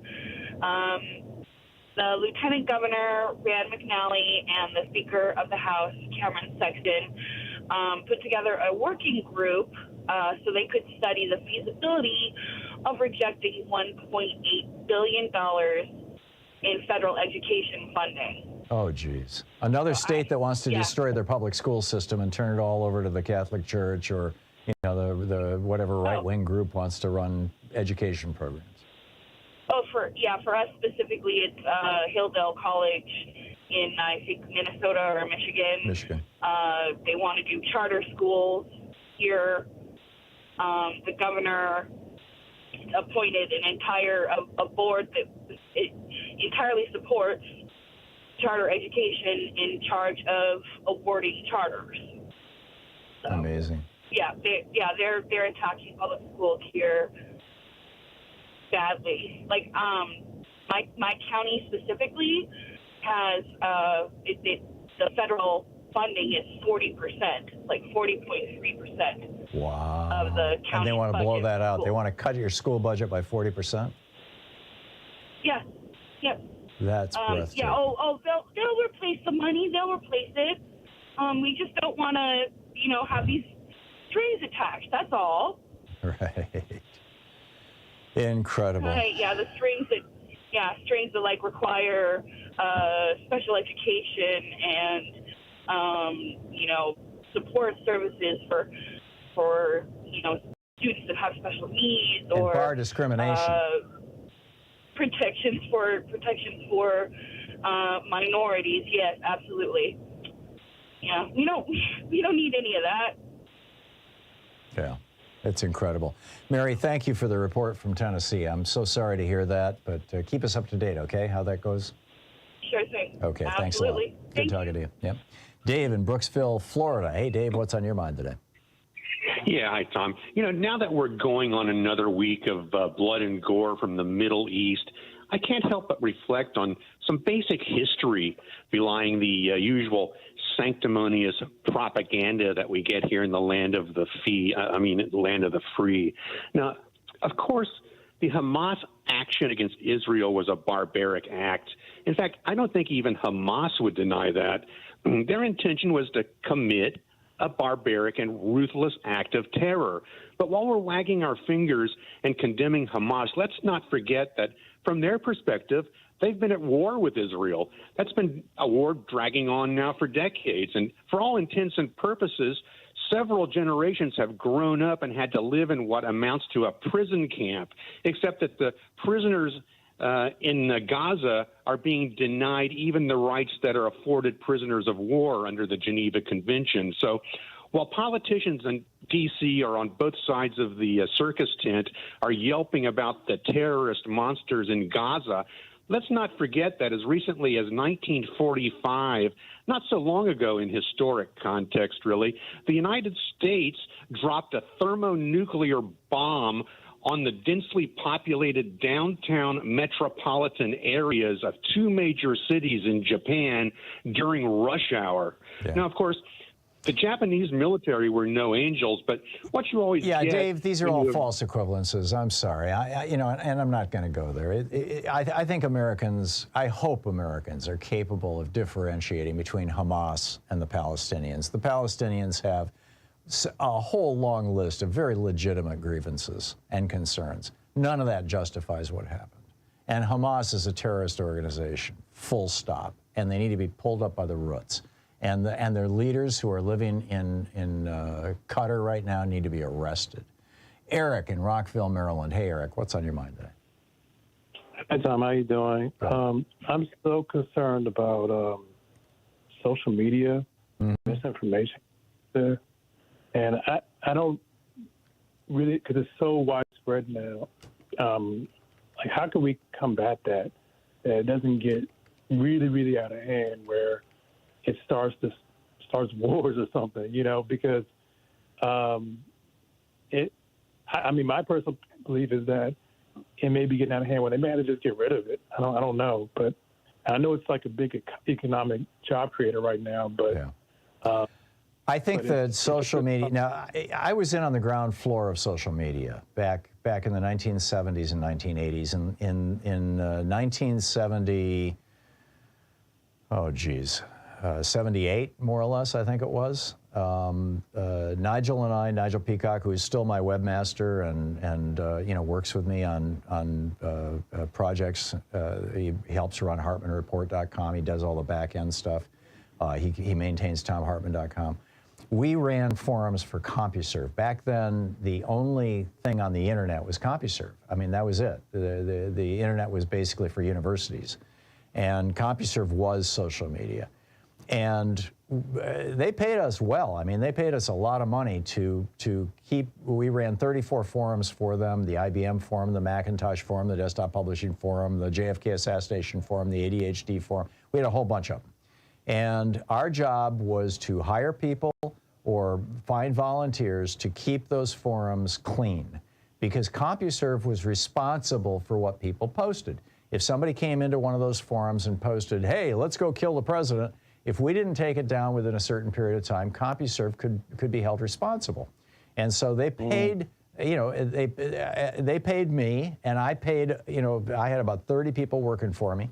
And it was, like I said, it was not an insubstantial amount of money. It was a lot of money. It was 6 figures a year that we were collectively making and that I was passing out to all these people. Then came 1996 and the Telecommunications Act of 1996, which had a section called Section 230. And Section 230 said companies that are hosting bulletin boards and message boards like CompuServe, and by that time we had competition from AOL as well, they're no longer responsible for what people post. And within a year of that, of 1996, by 1997, Nigel and I were no longer being paid. Basically, all of the sysops on CompuServe had either been fired or the money had been withdrawn. And, you know, and within 3 or 4 years, CompuServe was dead. I mean, it's just, you know, I'm not even sure it still exists. So what you have now are these social media companies who are hiding behind Section 230 and saying, we're not responsible for Nazis on our platform. There's a dozen different ways that they could keep the Nazis off the platform. The problem is that if they did that, it would cost them money. So Mark Zuckerberg, instead of being worth 40 or 50 or 60 billion dollars, whatever he's worth now, he's the richest millennial in the world, or at least in the United States. Instead of being worth 40 or 50 or 60 billion dollars, he might only be worth 4 or 5 or 10 billion dollars if he had to pay for the content, for you know, policing the content. The same is true of Elon Musk. Instead of being worth, you know, $100 billion or whatever he's worth, if he had to pay to police the content on Twitter or on X, whatever it is now, you know, it would cost him. He would have to hire people like Nigel and me back in the day. And so, you know, instead of being, you know, he might, he's not going to lose money. None of these social media sites would lose money by having to do content moderation, but they wouldn't make as much money. And so this is where I join with, it pains me to even say this. I have to force these words out through my mouth. But this is where I join Josh Hawley in saying we need to end Section 230 or modify it significantly so that these social media platforms have some liability for and responsibility for the content that gets posted on them. Their business model basically is that we, you and me, provide them with free content. You post something on Facebook, you post something on Twitter, I do it every single day. That's free content that they then monetize by attaching ads to it so that when people watch or read our content, they get exposed to ads and the ads generate revenue for them. We're giving them content for free. In exchange for that, they should have some responsibility for that content. And that's my position. I wrote a whole book about this called The Hidden History of Big Brother in America. And, you know, I think that that's the solution, Eric. It's just that they are now a $1 trillion industry. Social media is now a $1 trillion industry, and they have bought so many politicians on both sides of the aisle, Democrats and Republicans, that any actual, serious, legitimate, meaningful, probably successful effort to clean up social media is not going to work.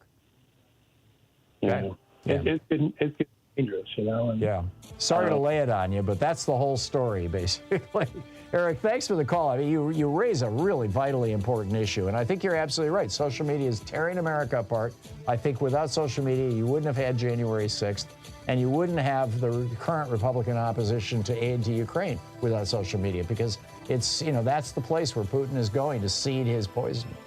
Eric, I got to run. Thank you for the call. It's 47 minutes past the hour. You're listening to Thom Hartmann. Visit thomhartmann.com for audio and video archives. This is the place where smart people get their news. Stay with us. We'll be right back.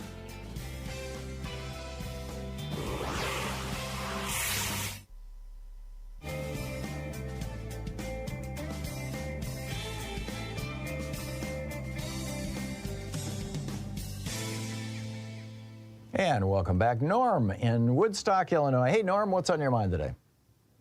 Not a whole bunch, but I'll tell you, you had a previous caller who was screaming about busloads of immigrants in Chicago. You remember that? Yeah. I'm looking at a couple of articles here that say nearly 1,600 migrants seeking asylum in the U.S. will be relocated from Chicago police stations to winterized camps with massive tents under a plan by Mayor. Chicago currently has 18 migrant shelters across the city, with 8 on the north side, 7 on the south side, and 3 downtown, including the Harold Washington Library, where approximately 50 migrants were already staying. And this was in September. Wow. Wow. So you've got to imagine. You got to imagine how many people that put in a big warehouse, the tent. Yeah. Yeah, this campaign by Greg Abbott is actually starting to bite.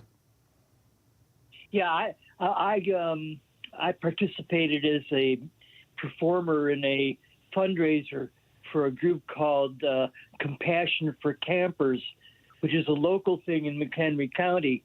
And they provide summer camping equipment, and those people who are forced out of housing or living in their car get this stuff. It's free.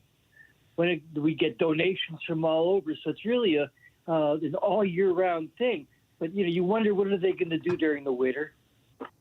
Yeah, it's going to get rough. I mean, winter in Chicago is no fun at all.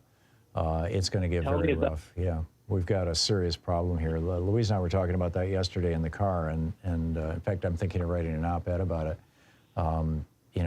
Just this whole problem with homelessness in the United States, and crime and immigration, and how they all tie together, and how they tend to shift people's politics to the right. Norm, thank you. Thanks for the call, and thanks for filling in some of the detail on that. I appreciate it. Jacob in Birmingham, Alabama. Hey, Jacob, what's on your mind today? Hi, can you hear me through my headphones? I can. What's up? Yeah. So first of all, are we on the same page that the intervention in Gaza, so to speak, by Netanyahu, there's a lot of horrible sort of violations of international law that shouldn't be going on. I agree. They finally turned the water back on in the South, but that's good. It's a small measure. It's a partial measure. Yeah. So, recently, one of my senators in Alabama, he's very much a disgrace to this state. I don't usually agree with him. You're talking about Tuberville? Yes, I consider him very unintelligent. Which I don't often say about politicians, even when I disagree with them. However, he got in a tiff with the White House because he sort of stumbled into this non-interventionist thing where he said, we shouldn't pick sides here. And I contacted his office and I said, as someone who sympathizes with civilians on both sides, I appreciate what you said, and I ask that you vote that you oppose, sending troops to or near the conflict zone, and you oppose any. I'm sorry, Jacob. I'm sorry. I'm out of time.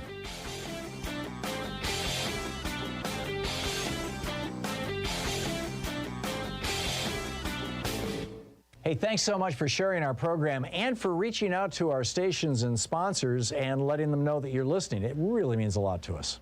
So why is it that Republicans insist on calling Democrats communists?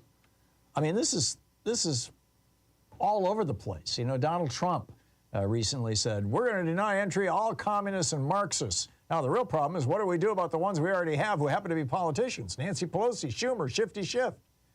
Ted Cruz told Fox News, Joe Biden has handed the agenda over to the socialists. And not just the socialists, this is now the communists. Today's Democratic Party believes in violence. They believe in mob rule, just like the communists and Marxists.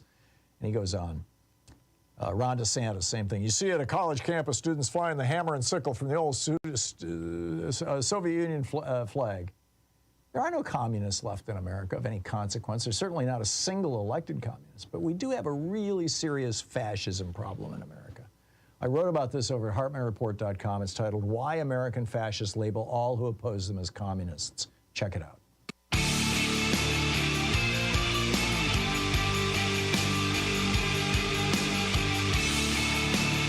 Picking up your calls here, Mark in Kalamazoo, Michigan. Hey, Mark, what's up? Hey, Mr. Hartmann, thanks for taking my call. I wanted to start a discussion about making the age of collecting Social Security later. I've worried about it for a few decades now, and it seems like, with longer working careers and later longer lives and our economic situation that, as a people, we should consider increasing the age at which you can collect Social Security. Obviously, the politicians are unable to do it because they perceive it would be unpopular, and so it would only be the people who could push that. I'm guessing you have a white-collar job, Mark. I do. Yeah. Typically, it's people with white-collar jobs who say that people, should not retire at 65. And now, Reagan kicked it up to 67, so now it's 67. It didn't take effect until this decade, but talk to somebody who's been working, who's been laying bricks or who's been picking up garbage cans, working as a trash collector or paving streets or, by the time you're 65, if you're doing physical work, your body is shot. And what's wrong with people being able to retire with dignity at 65, even if their body isn't falling apart? And let's keep in mind, Social Security is not a retirement program. Social Security is insurance against old age poverty. It cut old age poverty in the United States by over 2/3 when it came into effect. And if it was to go away today, you'd have an explosion. About half of all elderly retired people would suddenly be in poverty. So I just don't get your rationale. I realize the GOP has been saying this for some time. Doesn't make any sense to me. The program is not in a crisis. It's doing just fine.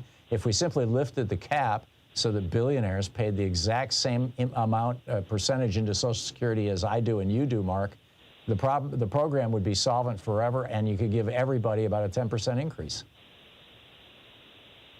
Very good. I just, it seems that, I understand your points. It doesn't, at least from what I hear, it seems like it's not sustainable, and your solution. No, it is sustainable. Isn't. Social Security absolutely is sustainable. And in fact, it's doing fine right now. It's got a $2.5 trillion surplus in the trust fund. And the trust fund was only created in 1983 as, to pay for the rabbit going through the python of the baby boomer generation.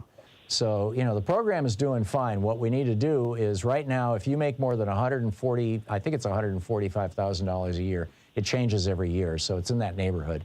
If you make more than $140,000 a year, you don't pay anything into the Social Security Trust Fund on all the money you make above that. So if you make, $300,000 a year, only half of your income gets taxed for Social Security. That's crazy. Why are we spiffing rich people? I don't get it. Well, I do get it. Republicans want it that way. Mark, I got to run, but thank you for the call. And thank you for being here with us today. We'll be back tomorrow, same time, same place. In the meantime, don't forget democracy is not a spectator sport. It requires all of us, or it's not a democracy. So get out there, get active, tag, you're it. We'll see you tomorrow. Have a great afternoon. Be good to yourself and the people around you. Get your damn vaccines. Be good. We'll see you tomorrow.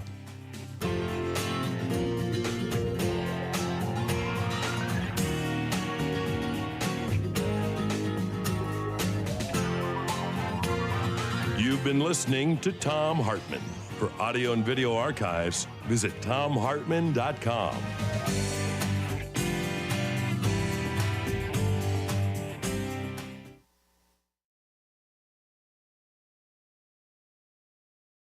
In addition to bringing you the Thom Hartmann Program here on Free Speech TV and Video Media Online, we also have a whole set of ways you can interact with us and tools you can use to spread the word about the importance of democracy and the threats to it in our republic. First, there's your daily homework. Sue Nethercutt puts together a daily email newsletter that has a link to every story I discuss on the air, so you can find my sources and you can share them with your friends. It's free and you can sign up at thomhartmann.com. Second, I publish my daily take every day over at the hartmannreport.com website.